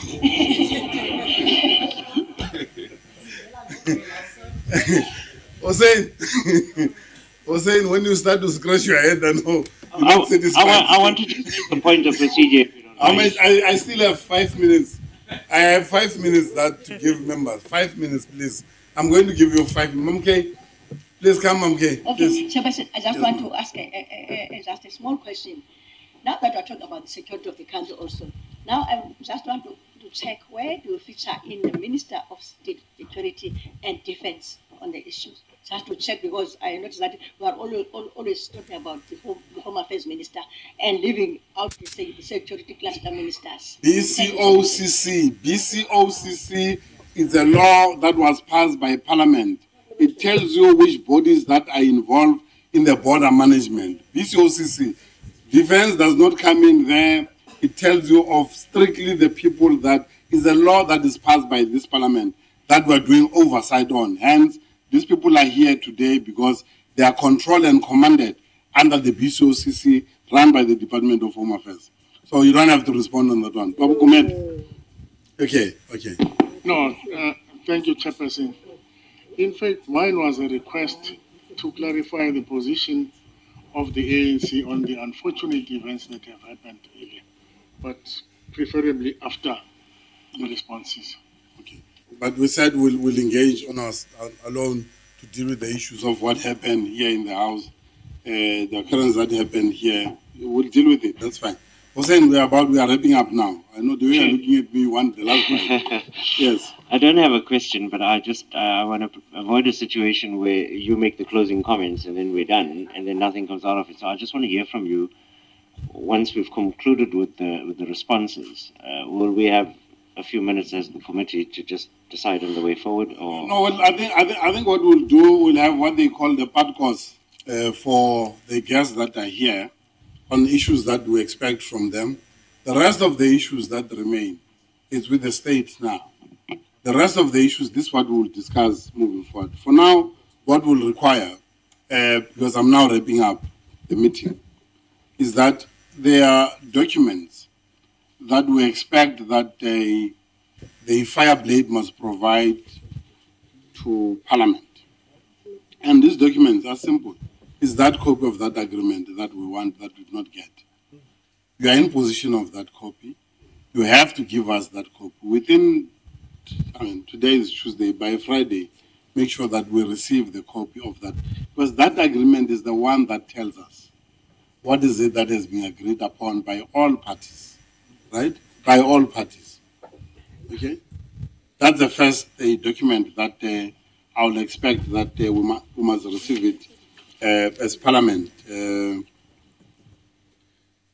rest of the documents that we have made mention of, the court orders and all of those documents are in the public domain. Now, the Parliament Committee and the Legal Service of Parliament has extracted a lot of these documents. So we don't need much from you when it comes to documentation, because even Honorable Hussein and all members that are here, you are in position, if we have even looked at the court order itself. We have analyzed it properly. Parliament has done that, and that document has been delivered to members. What we need will be that particular. What is required urgently from our side? Urgently from our side is to call the department and the Minister of Home Affairs. This is what is required urgently, because you have a situation here that a court order was issued in January. Court order that brings the activities of Fireblades to operate now. That's a court order. To date, we don't have an agreement with them. January to date, there's no written agreement, and the state is providing a service. There's no written agreement. and there's what we now call the 117,000 that is being paid, right? So where you're going to need here is that under your BCOCC is that engagement with the department, which is the leader of the BCOCC, right? For them to come in, give us the detail, and tell us when are they going to sign off that agreement, right? For me, this is what is important out of the engagement we've had today. Other than that, maybe if I were to give members of the committee, will be to assist the chair with your own comments of what we expect from the Fireblade. Because for me, I don't want even to appear to be wanting to argue the court order, right? Because the order has been given by the court. I don't want to appear to be arguing it and to want to put question against what. What I want to see from this committee will be how do we put this into operation? With proper agreement in place and making sure that the state services that are provided are paid for. The state cannot provide a service to a private arrangement for free. Even your ordinary South Africans, when the police, we pay them salaries out of their taxes, the police make sure that we sleep in peace and all of that. Those who commit crime, they get arrested and all of that. We go to clinics, free healthcare, free education and all of that. That is from the taxpayers' money. So there must be accountability when we have to deal with the private arrangement, right?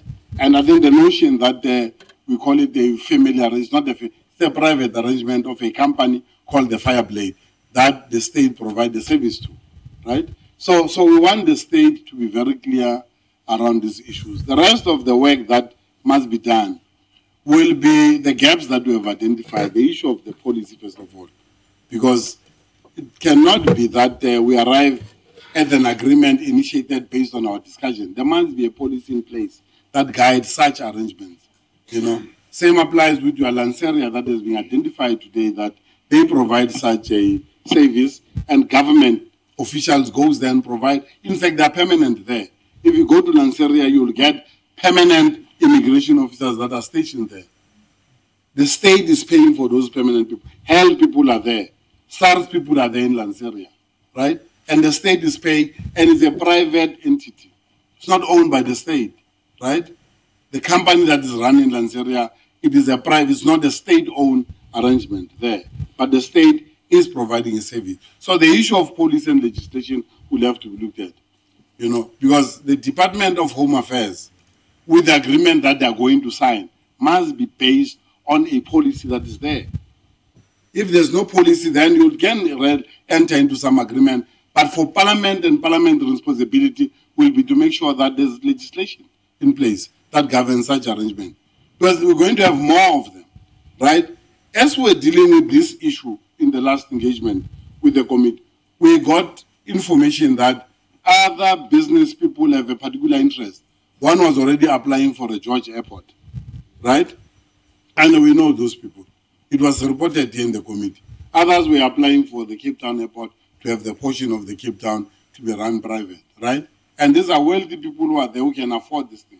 But the role of the state is to legislate, to make sure that you put in policy, right? Either you deny it or it becomes only that Fireblade arrangement that you have entered with the OR Tambo Airport. Because these other people are going to challenge you too. Because they are going to have a particular interest. They already shown that they have a particular interest. They will come to the state, and the state cannot say, we can't do it, we can only do it for the open, for the Fireblade. Yeah? So it's important that we must engage with the leader of the BCOCC, who happen to be Home Affairs. That's what I think from the level of the committee we should do. All of these other issues, we have noted them. We are going to get clarity from the Department of Home Affairs. What informs the 117,000? Right? The cost of the movement of SARS, of health, agriculture, all of these people, as they drive around 30 kilometers to go to the point around the airport, at the back of the airport there. Who pays for that? right? So these are things that we have to be taken into account. And who determined the 117,000? Can they give us a breakdown? What does it cover? We don't know. But the arrangement between yourself and them is that you can only afford to pay 117,000. I don't even want to ask you how much you are making there. It's your private issue there. What my interest is of this committee is the role of government and the government services that we provide there. Because I'll take it that whatever that you make there, you do pay your taxes as required by the law. And the point that is raised by Mam Kalipi that you are up to date with your taxes. Okay. So all of these things relate to what the state provide and the accountability therefore. Parliament and its committees of parliament. Every single cent of the state that gets spent by the state, it must be accounted for. And that accountability will get it from the Department of Home Affairs and those departments that are providing a service to Fireblade. I can't expect you now to say account on the monies that the government is spending for you. You can't. It's only the departments that must account. And therefore, Minister Malusi Gigaba, who is the head of the BCOC's Border Management Committee, he is responsible to account to this committee on such activities. He is responsible to come back and share with us the issue of the agreement, because where we are sitting, it's not acceptable. That's the point I said earlier. We are not a banana republic where things can just be arranged there. Agreements must be in place for you to be able to operate. And we can't push you and say, give us the agreement, when the agreement is with the state. And the role of parliament is to call the Minister of Home Affairs and say, we are sitting with an agreement since from January or even before January. What is happening? Why are you not signing it? These are things that we must do as parliament. You can't have a situation where a private company, with good intention, the fact that you have identified this earlier and you decided that we are not making money, but as business model that we have, at some point you'll make a breakthrough and we will not want to contest you. What we'll want to know is that the state money that is provided, the services that are provided are paid for and is agreed for, is accounted for. In the APP of the Department of Home Affairs, we don't have what you call the Fireblade services. It's not there. In the APP of Health Department, they don't have the services of Fireblade. Finance, everybody, they don't have that. But they are spending money as government to service Fireblade. Okay? So this is what I think the intention was. That is why the hearing today was more about a follow-up of a meeting that we have been to the Fireblade. We have observed exactly the activities that are happening there. And today was for you to confirm those activities. And the role of the Department of Home Affairs, meaning that government providing a service to a private company for free. Right here we are dealing with the payment is being made of 117,000. In other areas, Lanseria, your Kruger, we have to investigate how we are providing those services. I don't want to make a conclusion now that they are paying. Or there is you may even find that there's not even an agreement between ourselves and the Lanseria, ourselves and the Kruger and many other private entities that the state provide the service there. You may find that there are no agreement. We're just providing, right? So these are things that I believe that as parliament, we have to abreast ourselves. We have to call those who are responsible to come and account to the committee. We have done it before. We're told that the minister is appealing the decision of the Supreme Court of Appeal. We have now learned that it's not true what we learned. It's something else that is appealing for, right? So these are things that I believe that Parliament still has an opportunity to invite the minister, to invite this department and any other department that wants to invite on this particular area of work. Any other department that is involved there, we have a right to do that as Parliament. Invite them to come and account and tell us how do they arrive at such arrangements and all of that. Okay? So for me, these are the points that I thought we should note as we move forward. And I've said that this is not the end of the engagement. It's clear that we still want to have more engagement with yourselves, together with the department and those that are responsible. At some point, we may want even to visit the airport again and meet with the entire echelon of the people who are there and the levels of the people that take decisions there. At the level of the BCOCC, it's only named for coordination. It's not meant to take decisions and make policy. It's not. It's only made to coordinate at the points of entry. Policy is done at the highest level. At the level of the minister, the level of the director general of the department and parliament. That's where the responsibility of policy making and policy formulation comes in. Now, at the lowest level there, you find people entering into some arrangement. What informs them to enter into those arrangements? Okay? So for me, colleagues, as I close this meeting, is to firstly appreciate you are coming to this portfolio committee meeting. That it was one of the easiest things to do to get you here. We never struggled, by the way. We wrote one letter.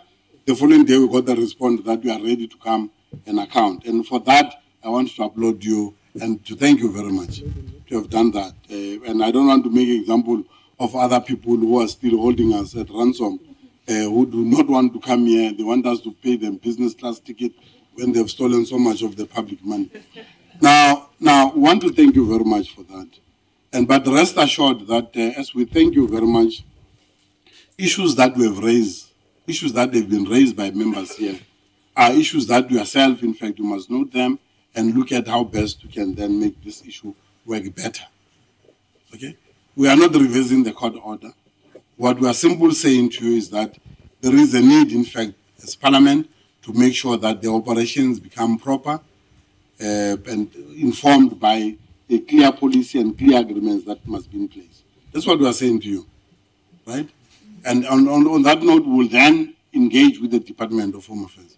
We'll engage with the Minister of Home Affairs further, because we've already started to engage with him. We'll engage with him further to get clarity on these matters, but to push for a proper agreement that must be shared. And the draft document that we have, draft 2, Friday we want that document here before the committee. Address it, we'll give you the address where you must send it. Friday, we want that draft watch call. On that note, I think that's where we're going to end now. We will then communicate with you if there's further engagement that is still required moving forward. Okay. Chairman, thank you very much, and we appreciate the opportunity. Jonathan and I says we're passionate about aviation, and actually we bore people to death about Fireblade. So any opportunity to talk about Fireblade, we're there. And thank you for your guidance. I think on the question, just on the question of the payments and who pays. No, don't go there. No, I just want to say one. No, I want you to do a vote of thanks too. Don't go to the question. You're going to tempt members. These are members of Parliament. Yeah. They're not business. They're going to respond what you're going to say. So just deal with your vote of thanks.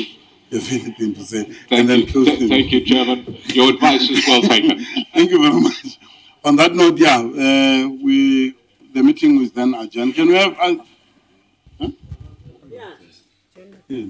No, we're going to agree. Let's have a break for 5 minutes, members, just to allow the Fireblade directors to leave the meeting, and then we'll then come back to the program of the committee and deal with the issues that are before the committee. Thank you very much. Thank you very much. I really appreciate the camera. Okay. Hey, skip generation should make the name. It's a level playing field. Everybody must be treated the same. Exactly. Whatever it is. No, thank you very much. Really appreciate it. It was a good engagement. I think it has managed to keep a lot of.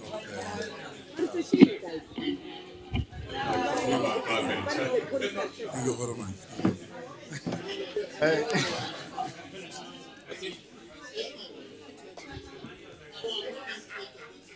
That's correct. No, we really appreciate it. Okay, no, that's fine. Thank you very much. Thank you very much. Thanks, sir.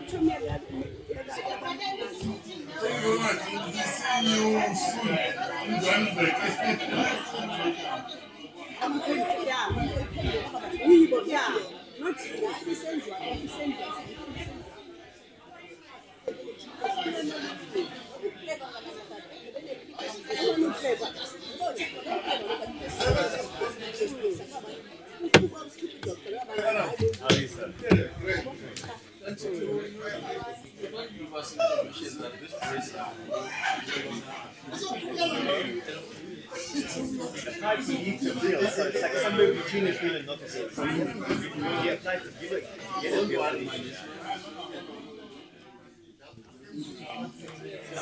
Legal services don't know. The thing is, when it's actually completed in the case, then it's made public.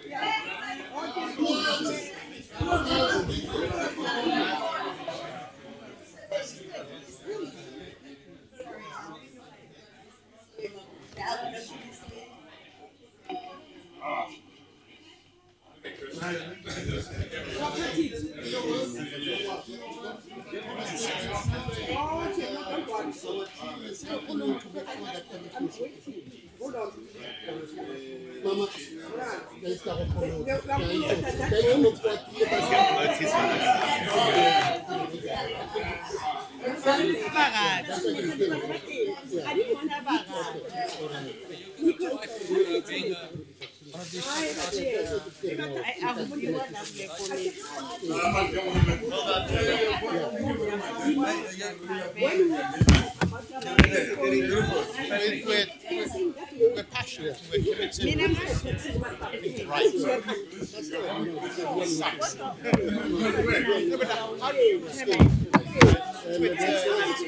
Public safety.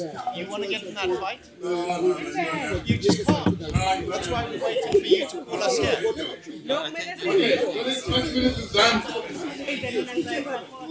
Okay.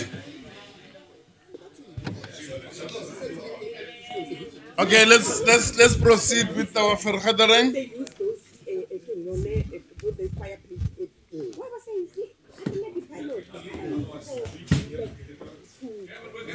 Okay, thank you very much. Thank you very much.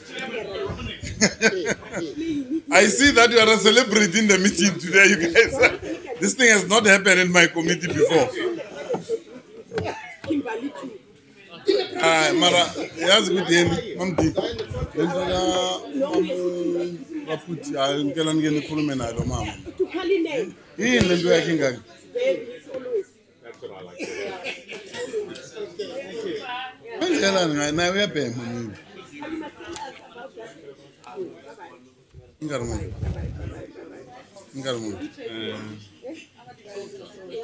Yo, 1 minute. That's how much. Would you like the motion? There is that way.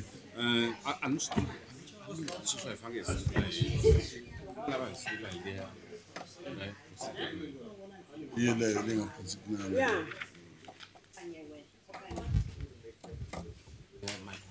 yeah. Okay, let's proceed. I already now ngitshela imihlobo namhlanje ngitshela ukuthi akusadliwe committee into ze parliament.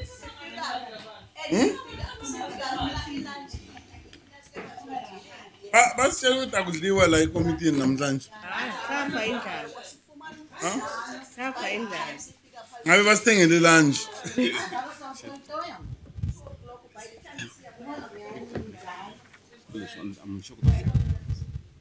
Yeah, no, you're going to do it. You must figure lapha 2 p.m. No food. Yeah. I don't know how he survived.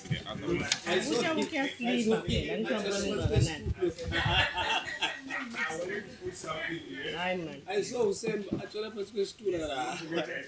But we are going to debate this first. Okay, members, are we all here?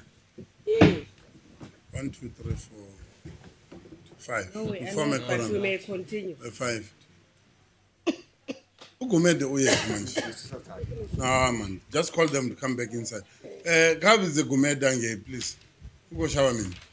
They wanted to speak to the Abraham. Huh? The Gab is the gourmet. Yeah. Okay, gourmet. Hey,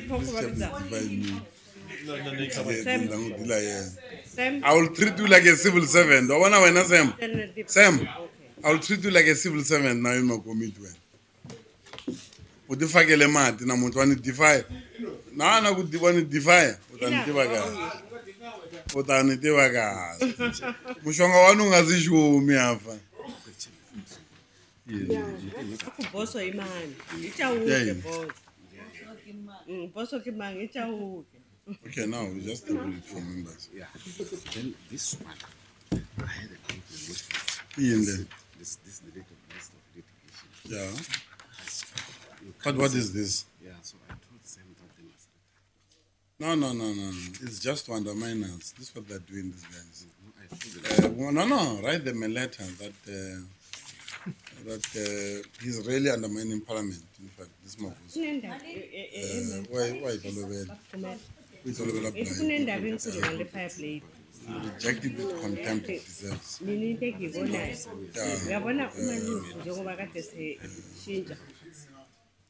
But what is this thing? Why did you even allow to bring this thing?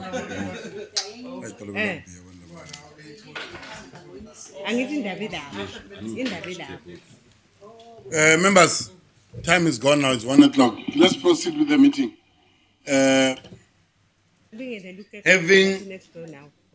Having received the items that we are now dealing with in the portfolio, is the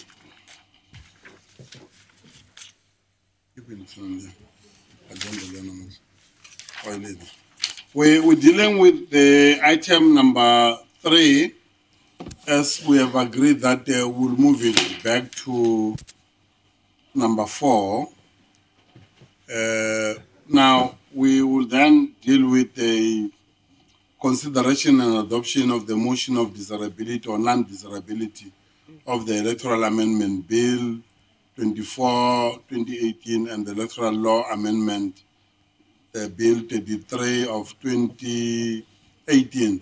There are 2 pieces of amendments that are before this committee. The first one is the one that it's a private member's bill, which is proposed by Mr. Waters. We've had an opportunity to engage and to further engage on the proposed amendment. And we dealt with that in line with looking again at the amendments that were brought by the IEC that are before the committee. Both of the amendments are before the committee. Now, before we can proceed with any of this amendment, we have to have the motion of desirability or non-desirability. And therefore, the 2 motions have been prepared. And I'm not sure that members would still want to have a discussion around those issues, or do you want us to go to the motion directly? I'll get a guide from members. Honorable Hussein, I'll get a guide from members. Chair, can we have a copy of the motion first, and then we can decide whether we want to discuss the issue. Otherwise, you're asking me to shoot in the dark here. Well, there are 2. But there are 2 motions, right? We have 2 drafts: desirability or non-desirability. We can make copies. Did you make copies for members? Or you want to read them? Because the first one. Members, what is required here is that does the committee want to proceed with the amendment? The motions are here. Do you want us to read the motion? That's the point I was asking, which will guide us as to the desirability or non-desirability. Yes, I was saying? Chair, when we dealt with this, with these two bills previously, we had a discussion with the IEC, and there were some questions that we put to the IEC that we didn't quite get a very straightforward answer on. To give you one example, Chair, you remember I put the question on whether or not some of the proposals in Honorable Walter's bill, for example, whether it was possible, and what the operational requirements of those things are.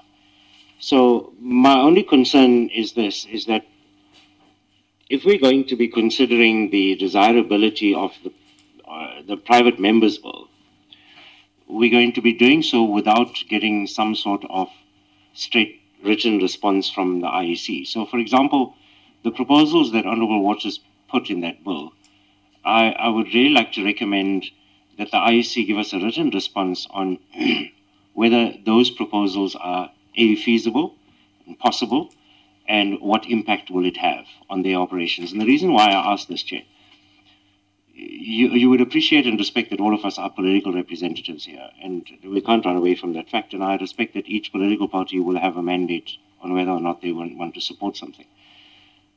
But we respect the fact that the IEC is an independent institution, and their recommendations or their advice to us will guide us on what would be in the best interest of electoral outcomes. And so that information is very important to us to make that determination first. What does the IEC say about this thing before we take a political position on it? Otherwise, my fear, Chair, is that we might not be acting in the best interest of that process, the democratic process. Perhaps what Honourable Waters is suggesting might just be in the best interest of the electoral outcomes, and I'd really like to hear what the IEC's get a written response from them before we consider the motion of desirability.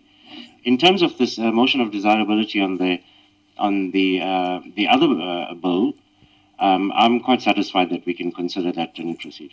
Okay, that's fine. Maybe again, maybe Honourable Gumede can come in, then I'll come last. Thank you, Honourable Chairperson. Firstly, Honourable Chairperson, I think the private members bill, I think, still needs much more deliberation and much more consideration from different parties. It's not urgent.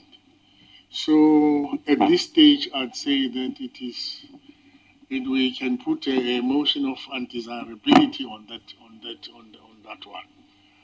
On the one from the IEC, I regard as very urgent because elections are going to be sometime next year, and where some of the things like the necessity of the stamp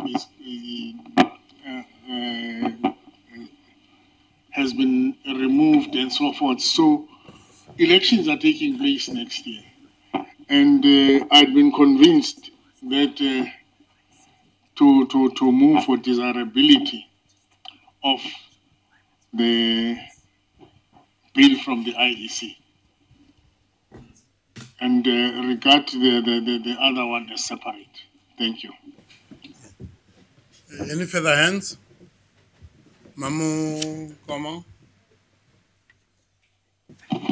Thank you, Chairperson. I think I would like to move on my side for desirability on both bills. Firstly, I do understand the issues which were raised by Honourable Waters and his inputs, as well as probably some areas which still need to be refined. And I really think that if we take it further and we actually state that he needs to refine it, it does not mean that we are saying it is not desirable. It is desirable, it just needs a bit of some fine-tuning here and there. Because I do understand most of the countries which he was telling us about, you know, and there's very little about a few of the African countries. That was a problem to me. So I think it is desirable, but it's just that the timing might mean that we need to inform him that he needs to fast-track the process, because even his matter is quite serious because the elections are next year. So it cannot be something that we keep delaying for a long time. And then we need also to say to ourselves, Chairperson, as we look into that, what is it that we're expecting to be happening to some of the individuals or to some of the people who do not reside in South Africa, some who have just gone for the fun of it, all such type of things we need to think about. So I think it's something which we need to talk about, as well as look into issues. I think it's Canada where the votes were not counted in. Such type of areas are definitely problematic. How do we overcome such type of instances? So we need to debate that, as well as Africa per se. What actually happens in Africa? I think those are issues that we need to look at. The second part, Chairperson, on the IEC matters, which were raised by Ubaba Usaima Mabulo. Very, very good amendments to, as well as looking at that bill, although I'm still concerned, Chairperson, that our research team, Adam, Eddie, and the rest of the team, they still need to really go and fine-tune or to look very properly at the ruling, the Constitutional Court ruling. Because I seem to be getting a feeling that probably we may be stepping on the toes of the Constitutional Court in a way that we are not aware of. If that is clear, Chairperson, then we can go for that. Thanks, Chair.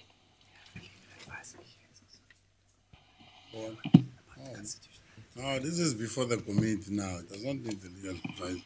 It's the work of the committee. The bills is a private member legislation gets tabled in Parliament. Members deliberate on that, and it's for members to agree or not to agree, right? No, man, wait first. When you like, when I speak, you advise even directly. So just hold it for a second. Because I'm trying to find common ground to members of issues that are raising. Now, this got nothing to do with Mr. Waters having to go back and refine it. Got nothing to do with that. Mr. Waters has made this case. Came here, he presented, he made this case. It's up to this committee to agree or not to agree. That's how it's run, right? Now, there are two things that you may want to do to make matters easy.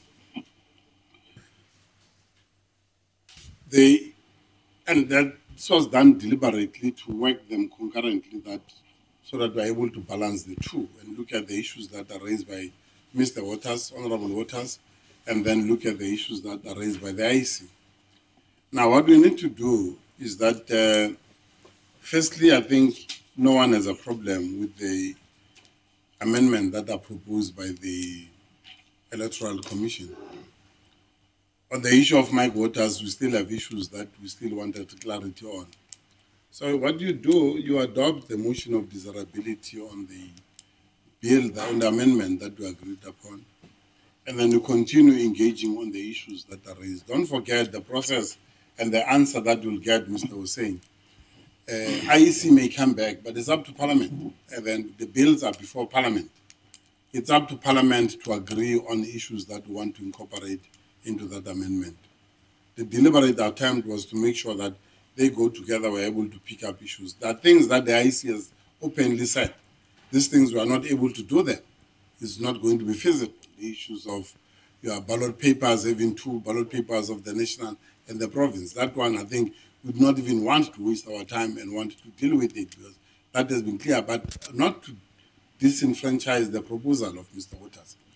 What we must do will be to adopt the first motion of desirability on the IEC, and then as we engage with the IEC, look at how to incorporate the issues that are raised by Mr. Waters. And then we can then come to the point either of accepting those issues as we engage with the IEC in between the hearing, because there's going to be a hearing here. We can then arrive at the point that we said we desire the issues that were proposed by Mr. Waters, and then they then get inserted in the amendment as they are put. The danger again of this whole thing is that we are dealing with the IEC amendment.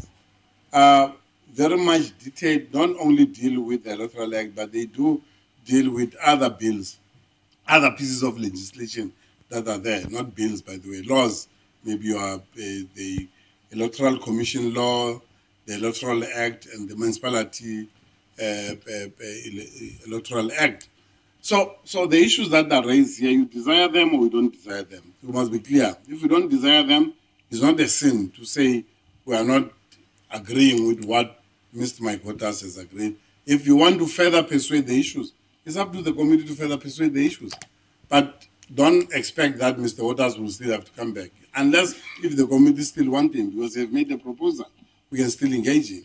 So I'm saying that we can pack it, but agree that these are the issues that are raised, and then further engage with the IEC, as Honorable Hussein proposes, that further engage with the IEC and get clarity on the issues that are raised there. We may arrive at the motion of desirability or non-desirability at some point. It will depend on that engagement and the public engagement that we're going to engage on the Electoral Act itself. So on those bases, we can then agree that we move with the adoption of the motion of desirability into the electoral law amendment bill that is being proposed by the IEC. And then the other issues will then pack them. We'll arrive at the proposal that Mr. Waters has already put at some point. There's nothing wrong. You're not throwing it away. And you can't throw it away. You must give presence of our engagement here. So can we arrive at that point and then move on? So it's not falling away. It will remain standing in the committee moving forward. And as we proceed with the engagement with the rest of the issues, we may then determine having get clarity into the issues as Honorable Hussein has proposed. Is it fine? Honorable Hussein? Chair, may I just ask that in the meantime, so that it doesn't drag on for long, we're probably going to deal with the other bill soon. If we could ask the IEC to give us a written response on the proposal submitted by Honorable Waters. That's fine. So at that point, and the sooner we deal with that, the better, I think. And don't forget the stakeholder that the IEC has consulted. The stakeholder is a multi-party, it's what do you call the partilizing. You remember in their consultation, they have the issue of the party line. That's the only stakeholder that the IEC has consulted there. I think again on the level of the party generally, again will be to assist, but I can't refer that to say that the party liaison should do it. I think let's take it from the point that Honorable Hussein is making and leave it there. Can we then reach the motion of desirability on the electoral law amendment bill, so that the process can then kick in at the same time of that particular bill? Can you read that, Eddie? Okay. The motion of desirability on the electoral laws amendment bill, B33 2018, that in the opinion of the committee, legislation is desirable to amend the electoral laws amendment bill, which seeks to amend 3 pieces of legislation, namely the Electoral Commission Act, 1996, Act number 51 of 1996, the Electoral Act 1998, Act number 93 of 1998, and the Local Government Municipal Electoral Act 2000, Act number 27 of 2000 in preparation of the national and provincial election of 2019, as well as to align the relevant provisions of the legislation relating to the municipal elections. Okay. Can I have the mover? Can I have the mover for the motion? Honorable Gumede, seconded by Mamunkomo, thirded by Honorable Kekana, Comrade Kekana, that's fine. Okay, then the matter will end here on that. Colleagues, before us we have the legal opinion on the... Where is that legal opinion? On this one. Which one? The legal opinion? Yeah. Where is that copy of the legal opinion? No, Chair. No. No what? You don't need a copy. I'm saying that we have the legal opinion. No, Chair. I'm saying no. Chairperson. Okay, there it is. The legal opinion on challenging the Gupta family naturalization. You remember we requested this information? Chair. Yes, now you can give Not on that one. On the one that Eddie was reading. Just a small matter. The motion? Yeah. Yeah. I'm saying that on the programming committee on Thursday. Yeah. So when all the bills that are before Parliament was tabled, this one was not on their list. Okay. So if the Secretary can concur with them. Okay. Because there is a vacuum. Okay. Okay, that's fine. Thank you very much. The legal opinion on the Gupta naturalization. The copy has been tabled, members, formally. We have requested for that. You have it. Now, we requested the Department of Home Affairs to give us a list of litigations. Now, within the department. Now, I have this document here. No, there's this document here that was submitted. This one, this document. Can I, members, agree that this matter must be taken back to the department and make the department aware, will write to them, that if Department of Home Affairs is intending to treat the committee with this disrespect, this committee is not going to accept it. You can't give such information to Parliament and say, this is a criminal charge. He does not want to tell us anything, by the way. We're going to write to them. You can see how many of these things, even to make a book, let it be so. These are litigation that this department finds itself in. And millions of rands get spent here. So we're rejecting this submission, and we're going to write to them to give us a proper, visible submission that all of us can be able to read it and understand. Okay? Mam Dambuza, followed by Hossein. I'm sorry, Chair.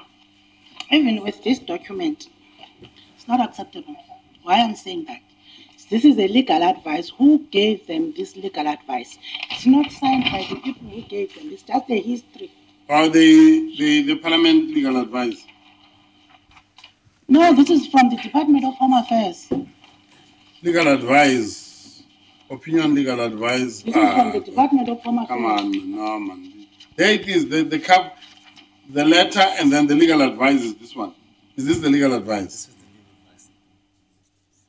But if it is the legal advice, we need to get from the people who signed. There it is. Where is it? It's like on the first watch call, on the letter, this one. This is the legal advice. That one is a letter from the department.